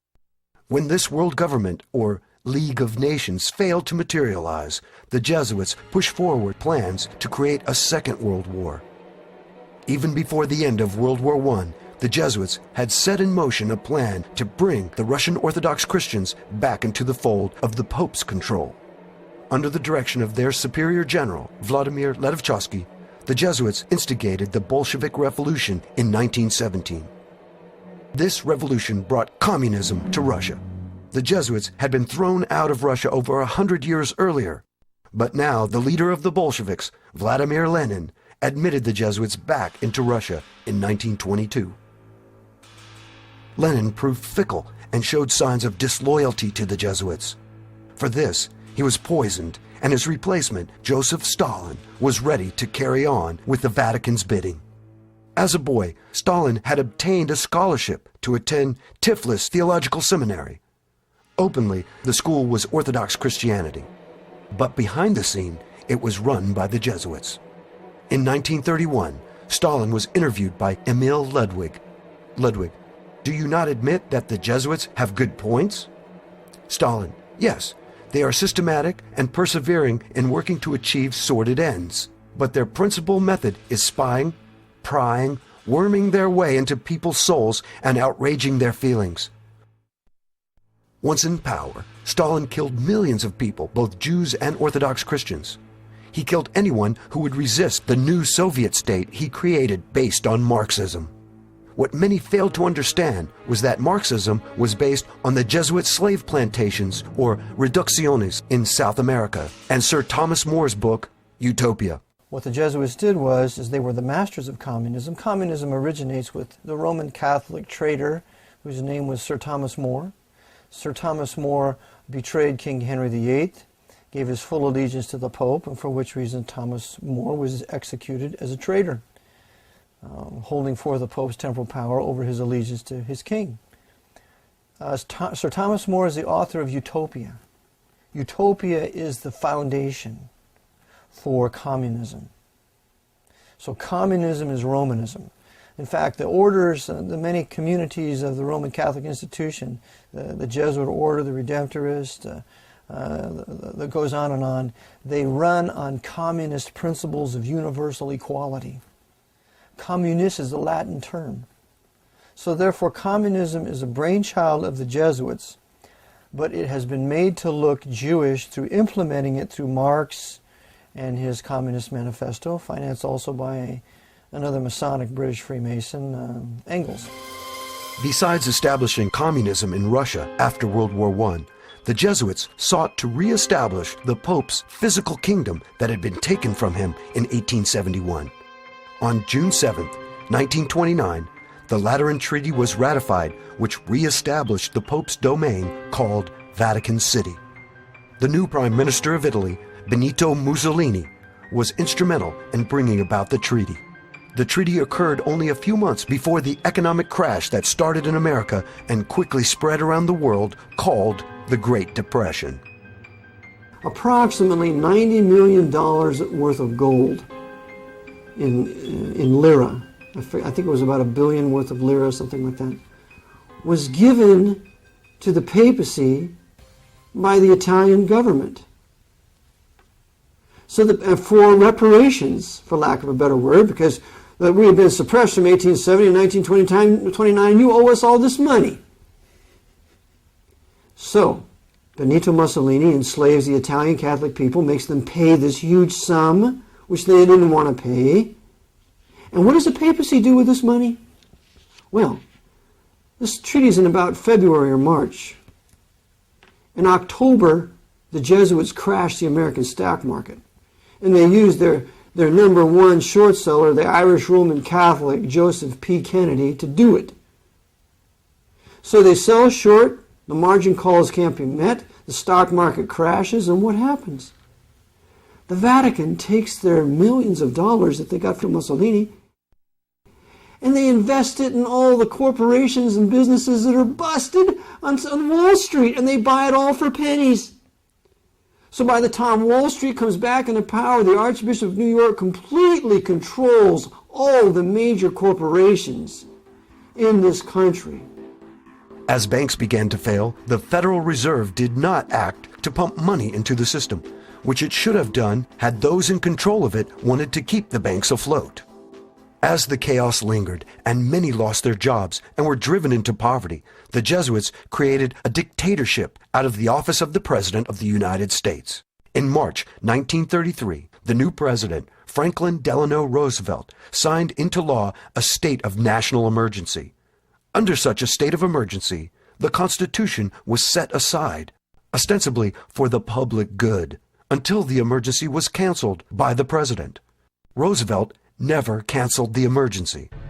This was verified in 1973 by the Church Matthias Committee and published in Senate Report 93-549. No American president since then has canceled the emergency. And even though Congress passed the National Emergency Termination Act in 1974, this termination was in name only. The reality was that the emergency powers taken were never returned. They continued in the U.S. Code as permanent powers. Thus, we are currently in a state of emergency or dictatorship. It should also be noted that Roosevelt was a 32nd degree Freemason. FDR was obliged to follow the orders of the head of this secret society. His oath to Freemasonry superseded his oath to the U.S. Constitution. And as we have seen, the man in control of Freemasonry was the Jesuit Superior General. In Germany, the Vatican had in place Adolf Hitler. It is usually not emphasized, but Hitler was a Roman Catholic. Hitler praised the Roman Catholic Church, saying that, "Until now, there has never been anything more grandiose on the earth than the hierarchical organization of the Catholic Church." Heinrich Himmler, Hitler's head of the SS, was also a Roman Catholic. Friedrich Hoffet wrote, "Hitler, Goebbels, Himmler, and most members of the party's old guard were Catholics." After the war, Walter Schellenberg, former head of German counter-espionage, stated, "The SS organization had been constituted by Himmler according to the principles of the Jesuit order." Himmler's title as Supreme Commander of the SS was to be the equivalent of the Jesuits' general. Incredibly, although he killed and tortured millions, the Vatican never excommunicated Hitler. In fact, not one of the mass murderers of the Third Reich was ever excommunicated by the Vatican. The day Hitler died, the Spanish dictator Franco, also a Roman Catholic, had this statement run in the publication Reforme. "Adolf Hitler, son of the Catholic Church, died while defending Christianity. As a loyal son, Hitler killed heretics, including Protestants, Jews, Orthodox Christians, and even liberal Catholics. All told, the war dead numbered between 62 to 78 million people. 11 million of the total dead from World War II died in concentration camps, 6 million being Jews. The Jewish Holocaust was never condemned by Pope Pius XII, or for that matter, by any other pope. Why this silence? The Jews, like all heretics, resisted conversion to Roman Catholicism and obedience to the Pope. Who financed Hitler? The answer is clear and easily verified. The Vatican and many of the wealthy elite in the West gave Hitler the money he needed to build the Third Reich. As early as 1919, Archbishop Eugenio Pacelli met a young Adolf Hitler in Munich. The meeting occurred at night while all the household was asleep except for the nun who attended Archbishop Pacelli.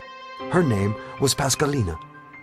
According to Pascalina, Hitler told Pacelli that he was out to check the spread of aesthetic communism in Munich and elsewhere. It did not come as a surprise to her, therefore, in light of Pacelli's hatred of the Reds, to see the prelate present Hitler with a large cache of church money to aid the rising revolutionary and his small struggling band of anti-communists. Go, quell the devil's work. Help spread the love of Almighty God, Pacelli told Hitler. For the love of Almighty God, she heard the young man Adolf Hitler reply.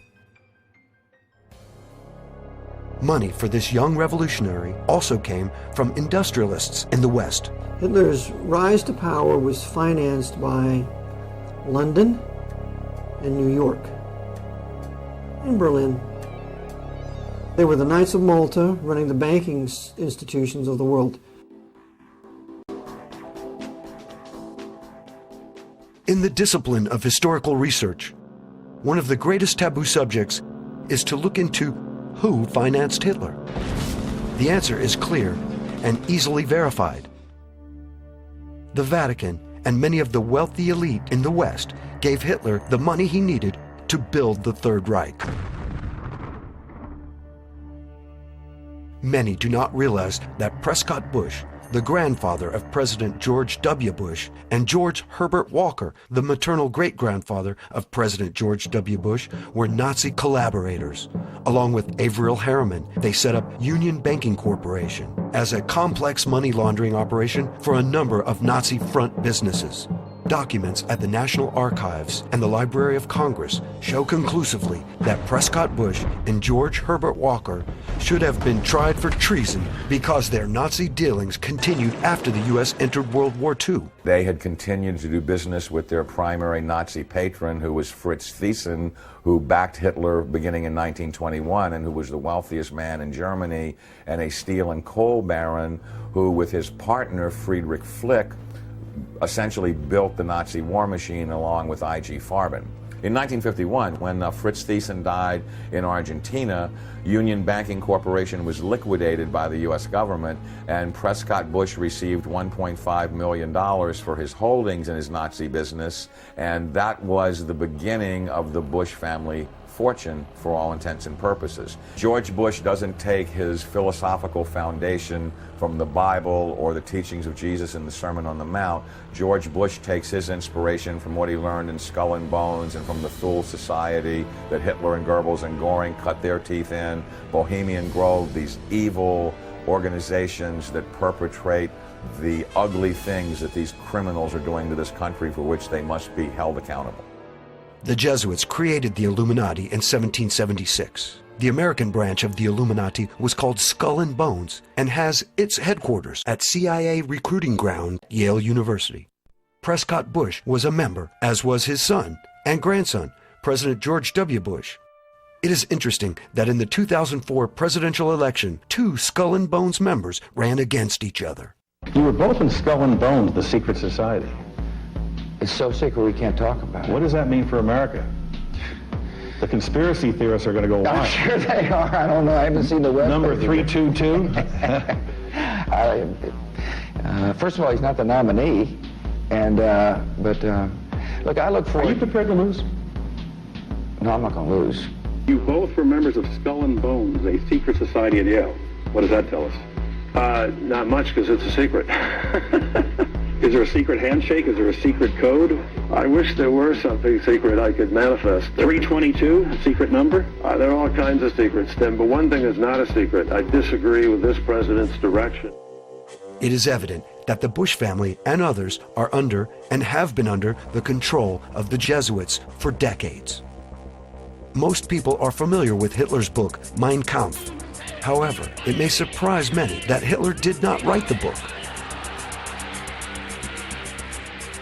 Adolf Hitler was not a writer. Adolf Hitler was a newspaper reader. According to Kurt Kruger's great book, I Was Hitler's Doctor, it was published in 1934, he said that Hitler's lair was just filled with old newspapers, that's all he ever did was read. These old newspapers. He was not a writer. He was not a student of history. He was not a student of culture. If you read Mein Kampf, whoever wrote it knew the cultures of many different countries over many different centuries. They knew all about political practices. The writers of Mein Kampf were brilliant. And Mein Kampf, according to Leo Lehman, who was an Irish Roman Catholic priest, who wrote Behind the Dictators in 1942, said that Father Bernard Stampfel was the real author of Mein Kampf. Adolf Hitler was created to be an instrument of the Jesuits, and like Napoleon, Hitler served his creator well. Millions of the Vatican's enemies were dead, and America forgot George Washington's warnings and abandoned its policy of isolationism. During World War II, the Vatican targeted the Orthodox Christians in Croatia for destruction. As in World War I, the Orthodox Serbians of Croatia suffered again in World War II. A campaign of terror and murder was inflicted on the Serbs by the Croatian Ustaše regime. The leader of the Ustaše was Ante Pavelic, a Roman Catholic. Pavelic and the Ustaše murdered around 500,000 people, while 250,000 were expelled and another 200,000 were forced to convert to Catholicism. Like the Jewish Holocaust, Pope Pius XII never condemned these atrocities, nor has any pope since then condemned them. Once the war had concluded, the Vatican helped former Nazis escape Germany to safe havens in South America. They even helped Ustaše leader Pavelic escape to Argentina. Pope Pius XII was the pope who saved hundreds of thousands of Europe's Nazis who passed through Vatican monasteries, Dominican, Benedictine, and Jesuit, where they were given shelter, new identities, new passports, sent largely to South America, but there were plenty sent elsewhere, including to the United States, where there was even a program to get the good ones out, Operation Paperclip, which is well known, but Canada let in, and I know this, Mackenzie King let in tons of Nazis who passed through the Vatican monasteries, and this Pope Pius XII could, it's impossible he didn't know about that. After World War II, a conflict began between the Western powers, mainly the US and Britain, and those of the East, the Soviets and the Chinese. It came to be called the Cold War. From its beginning, the Cold War was a way of keeping the world in chaos and fear, pitting the Christian nations against the communist nations. And most importantly, a way to keep the spotlight off the Vatican. Many people knew of Rome's backing of the Catholic dictators of Europe. They also knew of Rome's aid in helping many of them to escape. The Vatican had not been punished for these crimes.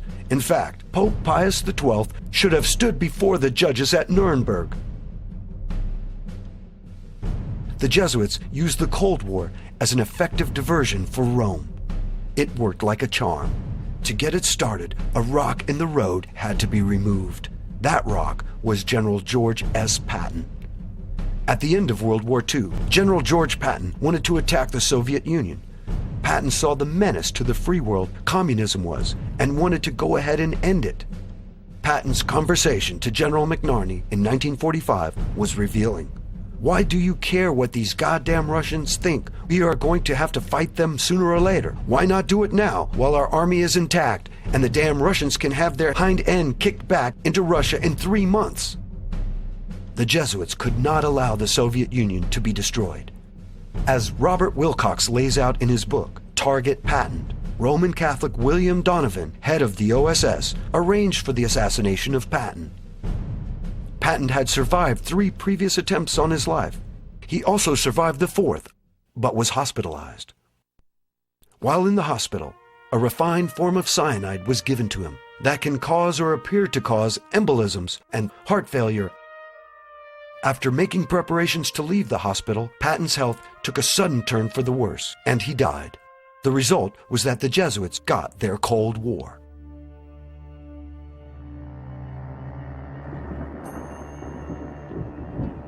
During the Cold War, the activity of 2 U.S. presidents, John Kennedy and Ronald Reagan, reveals much about the power of the Jesuits.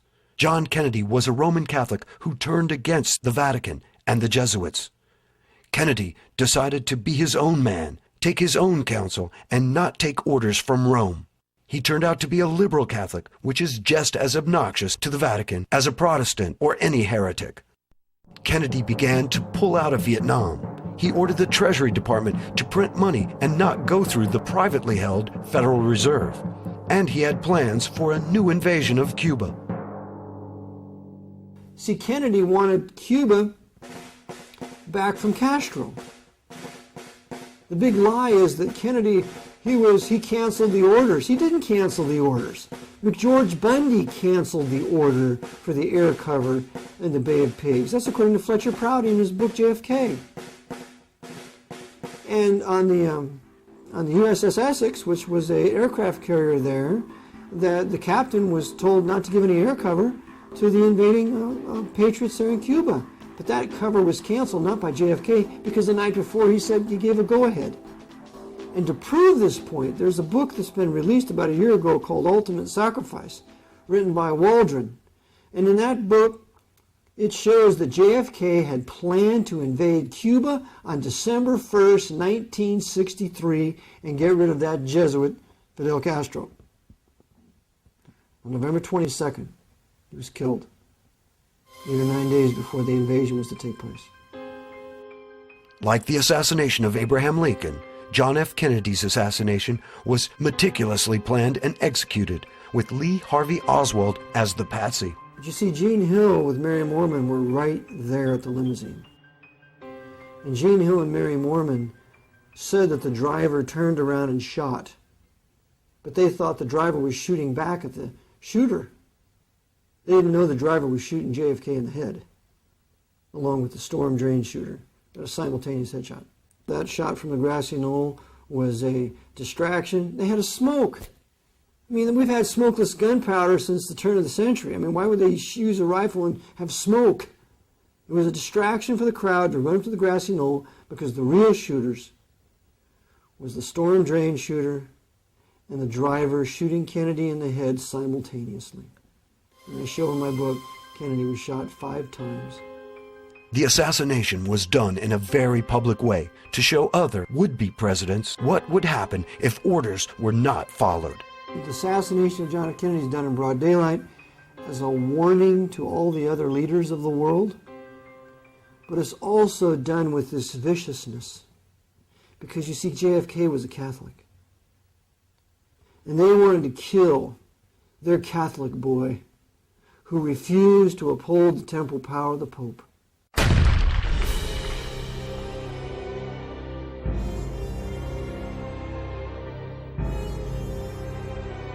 So they killed him viciously and cruelly as a warning to any other Catholic who would dare trammel the temporal power of the Pope. In contrast to Kennedy, Ronald Reagan did everything he could to court Vatican approval after an assassination attempt on his life in 1981. Well, Ronald Reagan was advocating some things that would have built the middle class that were generally pretty good. He was talking like a conservative. Evidently, he thought for a few minutes he was the president, because he'd been told to choose George Bush as the vice presidential candidate. And all the conservatives said, how could you do this to us? And yet he's still, quote unquote, elected. So Reagan starts to advocate some pretty good things. And so, we're going to punish you, Ronnie. And so they carried out the attempted assassination. If he survives, he'll do what he's told. If he doesn't survive, well, then George Bush will openly take his place and be the president. Either way, we win. So Jerry Parr, the Secret Service agent, shoots Reagan inside the vehicle and makes it look like Hinckley is the one who shot him. Hinckley did not shoot Reagan. Reagan was untouched at the time he was entering the limousine. He was shot inside the limousine by a Secret Service agent, and then, phenomenally enough, a Jewish doctor saved his life. So Bush was a part of this, of course. He was not openly made the president, but he was secretly the president during the entire 2 terms of Ronald Reagan. President Reagan has come to fulfill the greatest moment in the history of this conspiracy, because no other president has come as close as President Reagan with the Vatican, and even not even John F. Kennedy. What that means is they have done to President Kennedy, to President Reagan, what they were not able to do even through a Roman Catholic president. In 1984, Reagan established diplomatic relations with the Vatican. Not since 1867 had there been any official contact between the two countries. That relationship was formally restored by the worst president America has ever been disgraced with, our greatest traitor, Ronald Reagan. When he restored diplomatic relationships with the Vatican, formally recognized the sovereign state of Vatican City as a nation, and now America can enter into a concordat with the Pope, as warned by ex-Jesuit Alberto Rivera for many years. Ex-Jesuit priest Alberto Rivera also revealed a secret concerning the inauguration of Ronald Reagan that some noted at the time, but few fully understood. Alberto Rivera made a startling statement in which he said there would be a sign given to Jesuits throughout the world when all churches would be taken over by the Jesuit order. The sign was to be when a president of the United States took his oath of office facing an obelisk.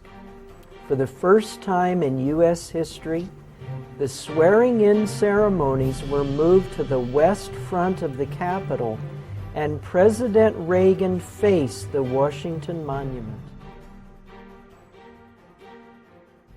After Reagan's presidential reign, the Berlin Wall came down in 1989, and the Cold War ended. However, instead of greater freedom, nations around the world found their governments becoming more repressive.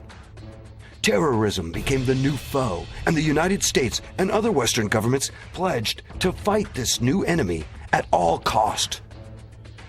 That included taking away all God-given rights from the people in order to bring about supposed peace and safety. In America and elsewhere, many noted that the government knew about the terrorist attacks in advance, but failed to stop them. In fact, it is now painfully obvious that the government allowed these attacks to occur. Unfortunately, the American people find themselves in the same situation and making the same mistake that the Southern people made before the war between the states. In the 1800s, the South, like the North, had Jesuit-controlled Freemasons and coadjutors in key religious, political, and military positions. Many newspapers were also under Rome's control. These men and media outlets created the agitation towards war. As the slave issue escalated, pushing the South towards secession, the Southern people fully expected God to be on their side. However, like America today, the people of the South failed to understand they were not on God's side. The South did not practice biblically sanctioned slavery. The Bible authorizes 2 types of slavery: a voluntary servitude to pay off debt, and slavery as a result of war. The South did not practice these types of slavery. The South practiced man-stealing or kidnapping for profit. Exodus 21:16 clearly states, "And he that stealeth a man, and selleth him, or if he be found in his hand, he shall surely be put to death." For their sin and refusal to repent of man-stealing, the South reaped a harvest of death and destruction. Likewise, America today is finding itself in the same situation. Instead of asking God why He did not protect them from the terrorist attacks on September 11, 2001, Americans were easily manipulated with pride and cried out for vengeance against a foreign enemy. A vengeance that brought multi-billion-dollar profits to the death industries by promoting endless war. Instead of asking God what they had done to offend Him and lose their blessed state, the American people are seeking answers and solutions from politicians, false prophets, and economic wizards. For the most part, the American people do not see a correlation between turning their backs on the God of the Bible and the disasters that have come down upon them.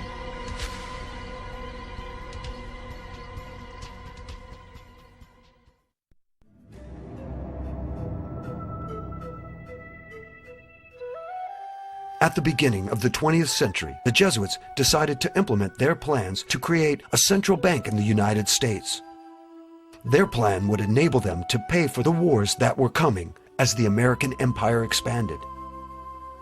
Once this was accomplished, the common man would hold worthless paper, and the Jesuits would be in a position to fund new wars using the U.S. military as its muscle. The Jesuits, in their Counter-Reformation, have set out to destroy the Protestant Reformation, which had a middle class and private rights and private wealth and private land ownership.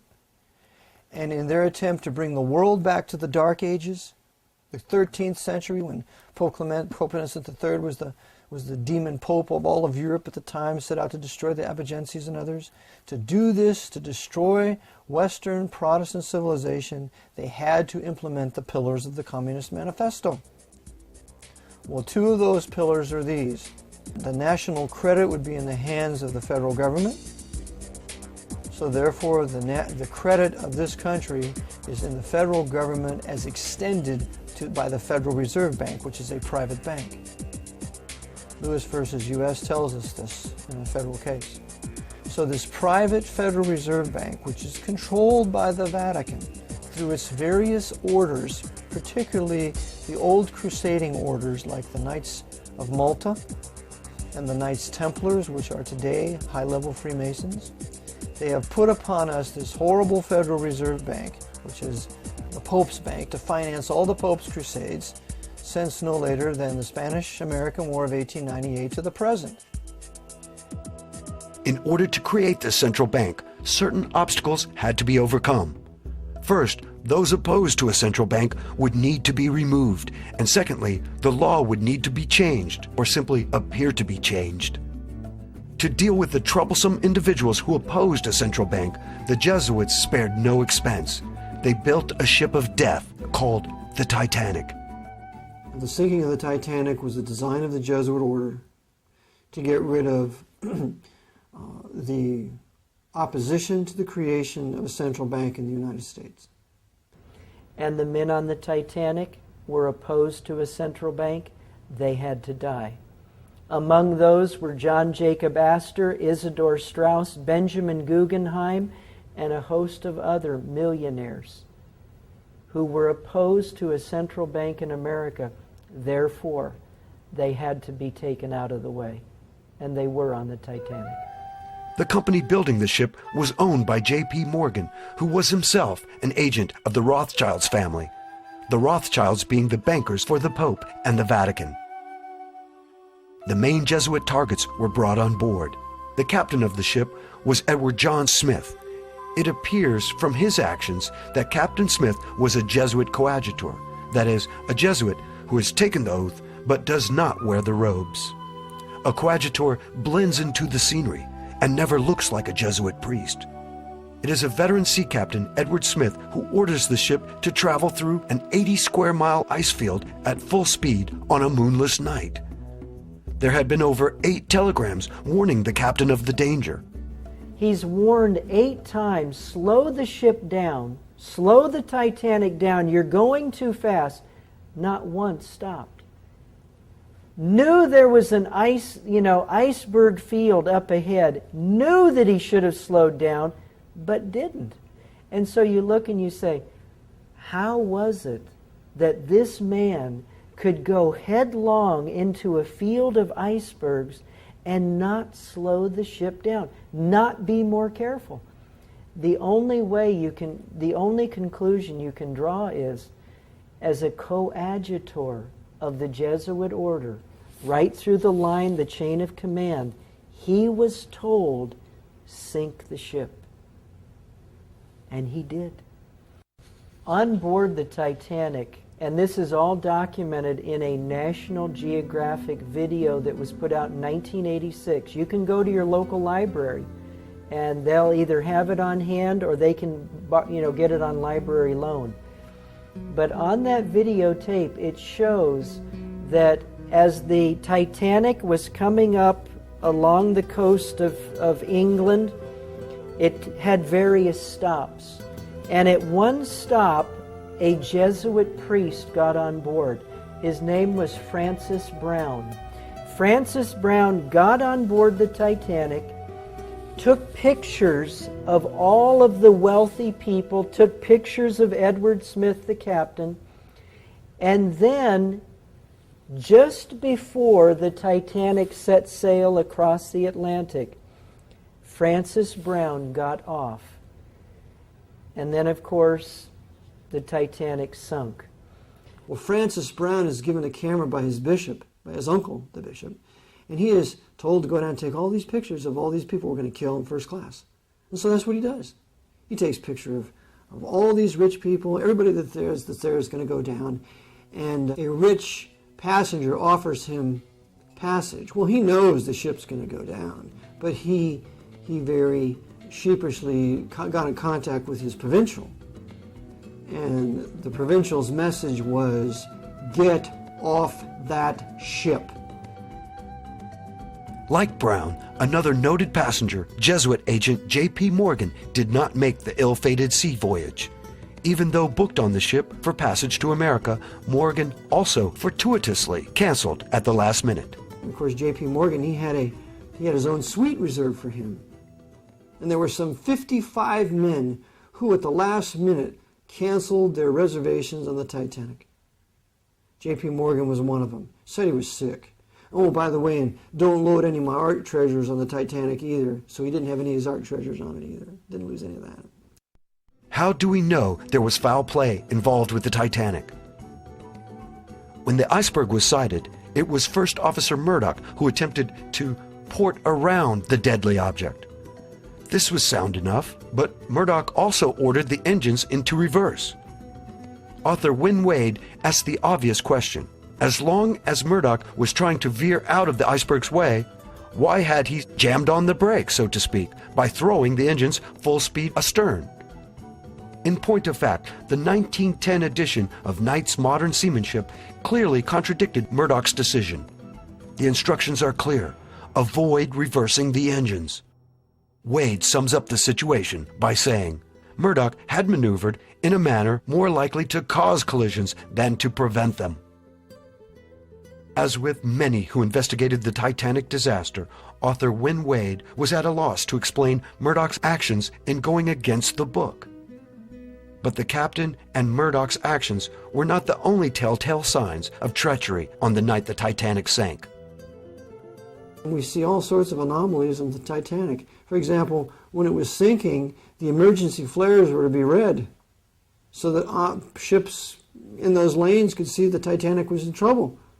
Well, someone had taken away the red flares and replaced them with white flares, making it look like we were shooting off flares and having a party. And then the loading of the boats, we know that was a fraud. They didn't allow the lifeboats to be completely loaded. They were only half loaded, some 1/3 loaded, because the targets in the first class could not be allowed to board. And the Jesuits were not only the captain, but his officers, and there had been a strike in England at the time, And the men who were normally the ones who would man the ocean liners, they were replaced by Jesuit coadjutors ready to board because they were all under oath to die for the Black Pope if necessary. And so they did carry out the sinking of the Titanic. But how is it possible that men will commit suicide as Captain Smith and some of his hand-picked crew obviously did? We have to understand that these men have died to their own self-will. And so they have completely been emptied of their own personalities, and upon the order of their commander will do exactly what they're told. There's no such thing as a disobedient Jesuit. This serves as a warning to all the other men of power, not only in our country, but in England and Europe. You mess with us, and we're going to do to you what we did to all those people in Titanic, and we're going to thwart the investigation. Because a subsequent investigation of the sinking of Titanic blamed Bruce Ismay, the right-hand man of J.P. Morgan, and Captain Lord of England. They were the scapegoats, when they could have easily blamed the men of power at that time. Saw who canceled their reservations. It was a Warren Commission all over again. 9/11 Commission all over again. It's a whitewash and cover-up, and that cover-up is even more powerful than the murder itself. After many of the leading opponents to a central bank had been removed, the Jesuits moved to obtain passage of the 16th Amendment and the Federal Reserve Act, both in 1913. So they created the Federal Reserve Bank to finance their crusades. Without the Federal Reserve Bank, there's no war in Iraq. Without the Federal Reserve Bank, there's no World War II. There's no World War I. And there's a book written by Katz called The Money Changers, and in it he says that it's the Federal Reserve Bank and the creators of all this paper currency, fiat money, credit out of thin air. Without that, you don't have these wars. So they needed the Federal Reserve Bank to create wars on heretic and liberal peoples in Europe so that they could restore the Pope's temporal power throughout the European nations that was being thrown off in the 1800s.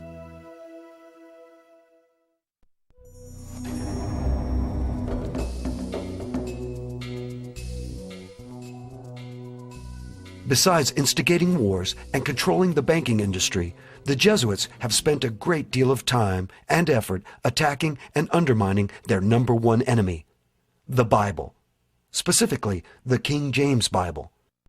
As stated in Leone's The Secret Plan, the Jesuits view the Bible as a serpent that must be made into a harmless rod. In an effort to undermine the validity of the Bible, especially the book of Genesis, the Jesuits promoted Charles Darwin's unproven theory of evolution. Evolution theory postulates that man evolved or came about by chance. There was no God or divine agent at work in creating the world. All life had simply developed over time by mutations from a single cell that was formed billions of years ago. Supposedly, man himself had evolved from primitive ape-like creatures to his present state. When the evolutionary theory needed proof of its validity, a young Jesuit priest by the name of Pierre Teilhard de Chardin appeared on the scene. In 1912, Teilhard assisted Charles Dawson at the digs in England where the Piltdown Man was discovered. This so-called missing link convinced most of the world that mankind had evolved from more ape-like creatures. It was not until 40 years later that the Piltdown Man was discovered to be a hoax. Philip Johnson, in his book Darwin on Trial, has this to say.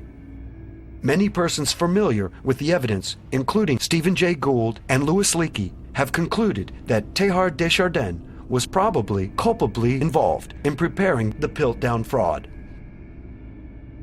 By the time Piltdown Man was exposed, a generation had been indoctrinated into the belief that the evolutionary theory had a solid foundation in science. The truth of the matter is that the evolutionary theory is questionable or bad science, with no solid foundations in truth. To illustrate this fact, let's look at an exchange between author Luther Sunderland and Dr. Colin Patterson. Luther Sunderland was a creationist author and exponent. In 1978, Dr. Patterson, a senior paleontologist at the British Museum of Natural History in London, published a book entitled Evolution. Sunderland wrote to Dr. Patterson and asked why the preeminent evolutionist had not included any pictures of transitional fossils in his book. Dr. Patterson candidly replied, "I fully agree with your comments on the lack of direct illustrations of evolutionary transitions in my book. If I knew of any, fossil or living, I would certainly have included them. You suggest that an artist should be used to visualize such transformations, but where would he get the information from? I could not, honestly, provide it, and if I were to leave it to artistic license, would that not mislead the reader?" Like a bombshell, this statement by Dr. Patterson hit the evolutionary world and enraged it. Patterson sought to pacify his evolutionary colleagues, but he never recanted. To those who had a modicum of common sense, it was evident that the evolutionary emperor was not wearing any clothes. Evolution was just a theory that had no hard evidence to back it up. In his 1996 book, Darwin's Black Box, Dr. Michael Behe made this rather pointed observation. In the face of the enormous complexity that modern biochemistry has uncovered in the cell, the scientific community is paralyzed. No one at Harvard University, no one at the National Institutes of Health, no member of the National Academy of Sciences, no Nobel Prize winner, no one at all can give a detailed account of how the cilium, or vision, or blood clotting, or any complex biochemical process might have developed in a Darwinian fashion. But in spite of this and other overwhelming evidence that the evolutionary theory had no foundation in fact, the Vatican came out with an extraordinary statement. On October 22, 1996, the same year as Behe's book, Pope John Paul II issued a statement to the Pontifical Academy in which he said, "New knowledge has led to the recognition of the theory of evolution as more than hypothesis." This endorsement of evolution showed the true nature of the Vatican. The God of the Bible had to be denied and relegated to the past. The Jesuit plan to cast doubt on the Bible as God's word of truth had come a long way. But Darwin's theory of evolution was not their greatest achievement in undermining biblical authority. The Jesuits set in motion an attack on the original Greek text of the Bible. The New Testament was written in Greek. For over 1900 years, the Greek text of the Scriptures had endured and come down to us as it was read by the first Christians. To be sure, we now only have copies of the originals, but the text has remained the same. Today, there are 5,686 Greek New Testament manuscripts in existence. Of these manuscripts, the majority, over 90%, have been used over the centuries as a basis for the text of the New Testament. This majority text came out of Antioch in Syria. Antioch became the headquarters for Christians of the first century, and the majority text is often referred to as the Antiochian text. But the authoritative line of manuscripts is more often called the Textus Receptus, or received text. The King James Version is based on the received text. In the past, there have been attempts to alter the received text. A group of Gnostic Christians centered in Alexandria, Egypt, altered some manuscripts in the 3rd century. The corrupted Alexandrian manuscripts downplayed the divinity of Jesus. The famous scholar Origen seems to have had a hand in this undertaking. However, the Christians of that time were not fooled. In the 4th century, another attempt to pass on these same corrupted manuscripts was led by the Roman Catholic scholar Jerome. Jerome made a translation of the Bible using the corrupted Alexandrian texts in 380 AD. Jerome called his translation the Vulgate. Jerome's new translation was promoted by Rome, and those who did not use it were persecuted. It was not until the Reformation that the uncorrupted received text was again used to translate God's Word into the common language. The result was such translations as Luther's German New Testament of 1522, Tyndale's English New Testament of 1526, the Geneva Bible of 1560, and the King James Bible of 1611. Since 1611, the King James Bible supplanted other English translations to become the most revered and cherished translations of Protestant Christians throughout the world. Then, in the late 1800s, two men worked to change that. These two biblical scholars were Brooke Foss Westcott and Fenton John Anthony Hort. Westcott and Hort created a new critical text based on the theory that the New Testament was preserved almost perfectly in the two oldest manuscripts, the Sinaiticus and the Vaticanus. The Sinaiticus manuscript was discovered in 1844 in a Roman Catholic monastery. Facsimile copies of the Vaticanus manuscript were brought out of the Vatican Library in the late 1800s. Both of these manuscripts were from the corrupted Alexandrian line. Using these two manuscripts as a foundation, Westcott and Hort began to put together their Greek text of the New Testament in 1853. In 1881, they completed and published their work. According to Westcott and Hort, now for the first time, the true text of the New Testament was available to believers. Significantly, it is from the Westcott and Hort Greek text that many modern Bible translations have been produced. And what has been the effect of this change to those in the pews listening to the Word of God? With regard to John 1:18, we read in the King James Version, "No man hath seen God at any time. The only begotten Son, which is in the bosom of the Father, he hath declared him." The same verse in the New International Version, based on the Westcott-Hort text, reads, "No one has ever seen God, but God the one and only, who is at the Father's side, has made him known." Despite the somewhat confused rendering in the NIV, the change really amounts to altering only begotten Son to only begotten God. The appearance of this alteration in a small body of text originating from the veritable capital of Gnosticism, Alexandria, would suggest that the Gnostics made their mark in these texts and at this verse. Gnostics saw matter as evil and spirit as good. God was spirit and could not be involved with wicked matter or flesh, especially in the conception of a child. To Gnostics, the virgin birth was an impossibility. Another example of the corrupt influence of the Alexandrian manuscript was found in Acts 2:30. King David is spoken of in this verse as, "Being a prophet and knowing that God has sworn with an oath to him, that of the fruit of his loins, according to the flesh, he would raise up Christ to sit on his throne." The same verse in the New International Version, based on the Westcott-Hort text, reads, "But he was a prophet and knew that God had promised him on oath that he would place one of his descendants on his throne." This is a clear-cut example of the removal of a biblical statement concerning the literal incarnation and physical descendants of Jesus Christ from David.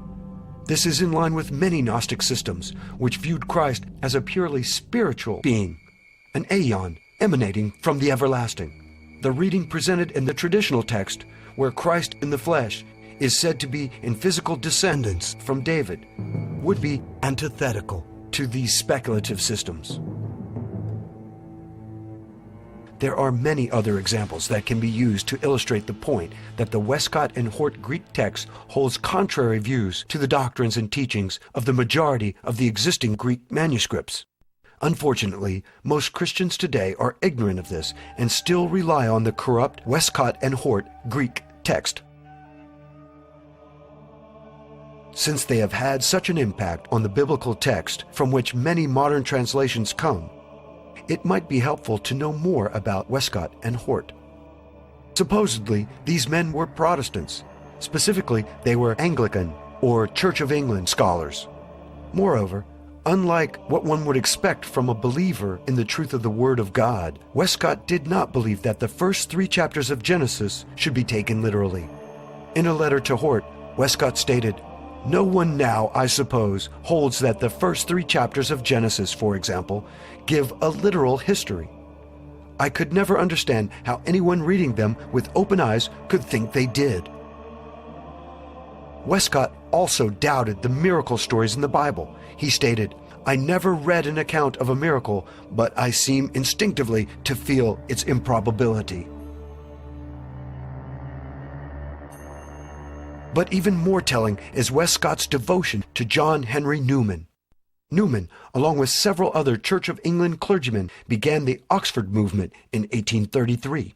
The purpose of this secret movement was to reunite the Church of England with the Roman Catholic Church. That same year, a clandestine meeting was held in Rome between John Henry Newman, Richard Froude, and Monsignor Wiseman.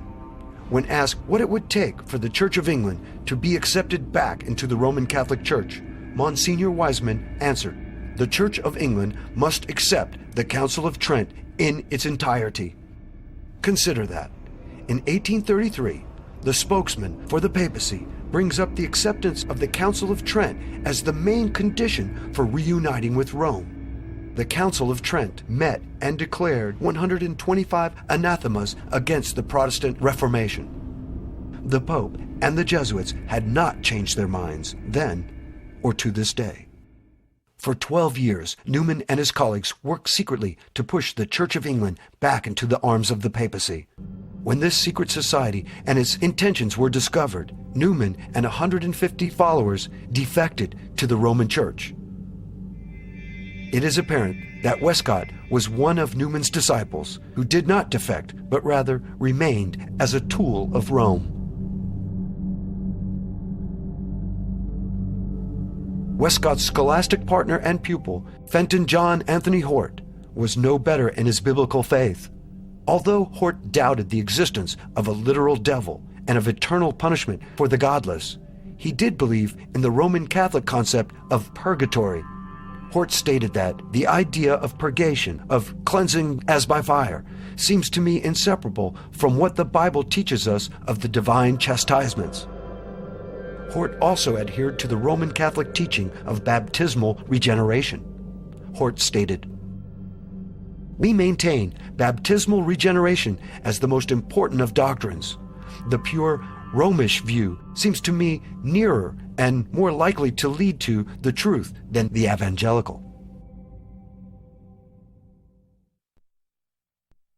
These false teachers worked ceaselessly to undermine the King James Version of the Bible and install new Bible versions more acceptable to the Vatican.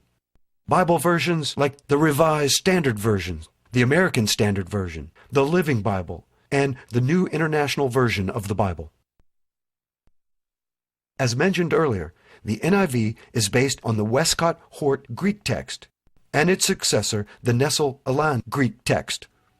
A Jesuit translator, Carlo Cardinal Martini, was on the translation committee for the NIV. For this supposedly Protestant translation of the Bible, a representative of a group sworn to destroy Protestants sat on the committee that created a Protestant Bible. So, is this really a Protestant Bible? Once doubt had sufficiently been cast on the Bible and its veracity, the Jesuits knew the public would be less inclined to rise up in revolt as more open and drastic measures were taken to suppress the true Word of God. In the 1962 Engel versus Vitale case, the U.S. Supreme Court voted that prayer in public school was unconstitutional. Why? Because it violated the First Amendment. Prayer in school had not violated the First Amendment for 175 years, but suddenly it did? The following year, in the case of Abington versus Shemp, the Supreme Court voted that the reading of the Bible was also a violation of the First Amendment. How did the Supreme Court arrive at these decisions? One only has to know that the Chief Justice of the court, Earl Warren, was a Freemason to see why the court voted as it did. And why did the President and Congress not impeach these Supreme Court justices and remove them from the court? The answer is simple. The President and Congress agreed with the decision. Otherwise, these godless justices would have been impeached and removed.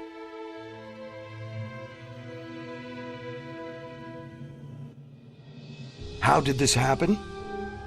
First, in the 1950s, churches began to incorporate and organize as tax-exempt organizations.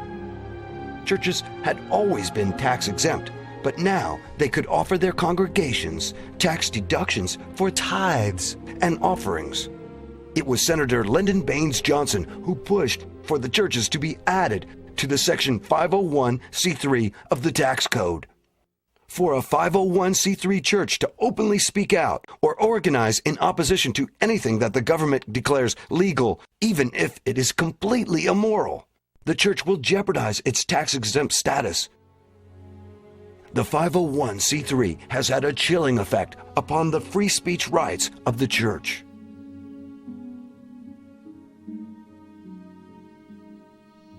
Another reason for the demise of the Protestant churches in America was that church pulpits and leadership had been infiltrated and subverted by Freemasons and Jesuit coadjutors. It was at this time, the late 50s and early 60s, that the Second Vatican Council met and set new goals for achieving old purposes.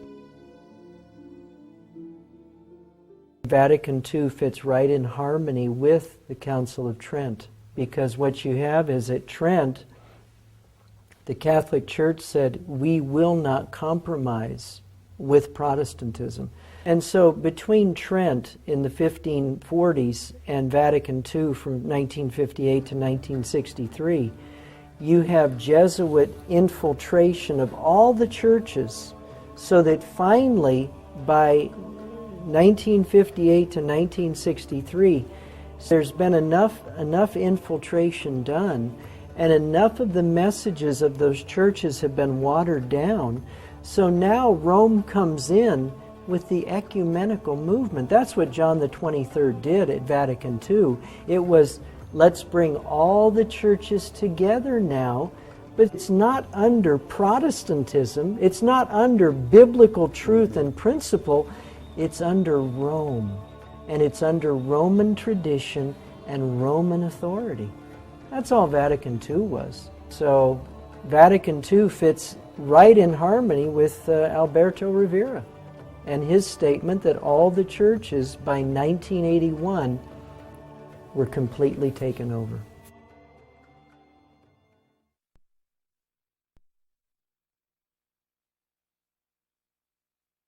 What is the ultimate goal of the papacy? What is it that has not changed since the meetings in Vienna, Verona, and Chery in the early 1800s? The answer is domination of the world. The Vatican is seeking to create a one-world government or New World Order. And what will be the capital of this world government? Not Rome, but Jerusalem. In 1993, the Italian newspaper La Stampa carried a curious article that said the Vatican had gained control of a portion of the Temple Mount in Jerusalem. They want their capital back. The Crusades haven't ended. They've done this before. It's not a new phenomenon here. What the Vatican wants is Rome is their second capital. They want a crusade to liberate what they view as their actual physical capital. And that's where they don't want Jews in Jerusalem. What they're trying to do with this war now is take an eraser to all of these countries, right? Now you have no more countries. One massive trading bloc, right? In the middle of this, you've got a city that is revered big time. The papacy has wanted to move from Rome to Jerusalem ever since the very first crusade. They still want to do that. And how do we know this? We know this because a person named Marc Halter, the French intellectual friend of Shimon Peres, gave an interview in a now defunct magazine, Israeli magazine Shishi, where he said, in May of 1993, I delivered a letter to the Pope, Shimon Peres, promising the Vatican East Jerusalem. And he gave a few details. East Jerusalem would be policed by the UN. The Vatican would get control of all holy sites of all religions.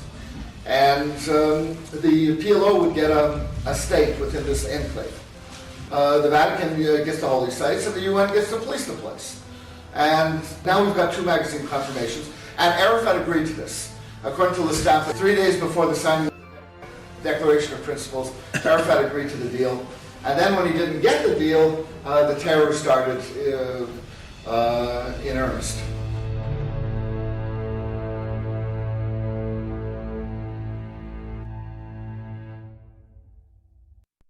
If you do not bow down to the Jesuit-controlled Roman Catholic leader, you are a heretic, and you must die. These are the words of the celebrated St. Thomas Aquinas. On the part of the Church, however, there is mercy which looks to the conversion of the wanderer, wherefore she condemns not at once, but after the first and second admonition, as the Apostle directs. After that, if he is yet stubborn, the Church, no longer hoping for his conversion, looks to the salvation of others by excommunicating him and separating him from the Church, and furthermore delivers him to the secular tribunal to be exterminated thereby from the world by death. During the Chiniquy trial, Abraham Lincoln put Bishop Foley on the stand. The bishop was forced to admit that St. Thomas was looked upon as one of the highest authorities.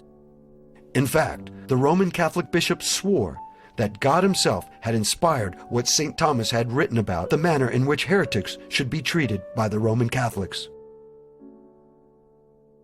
If the Vatican has its way, the future for all who speak out against the Pope or who do not go along with the goals of the Jesuits is one of torture and death. This has been the fate of many world leaders, including presidents in the United States.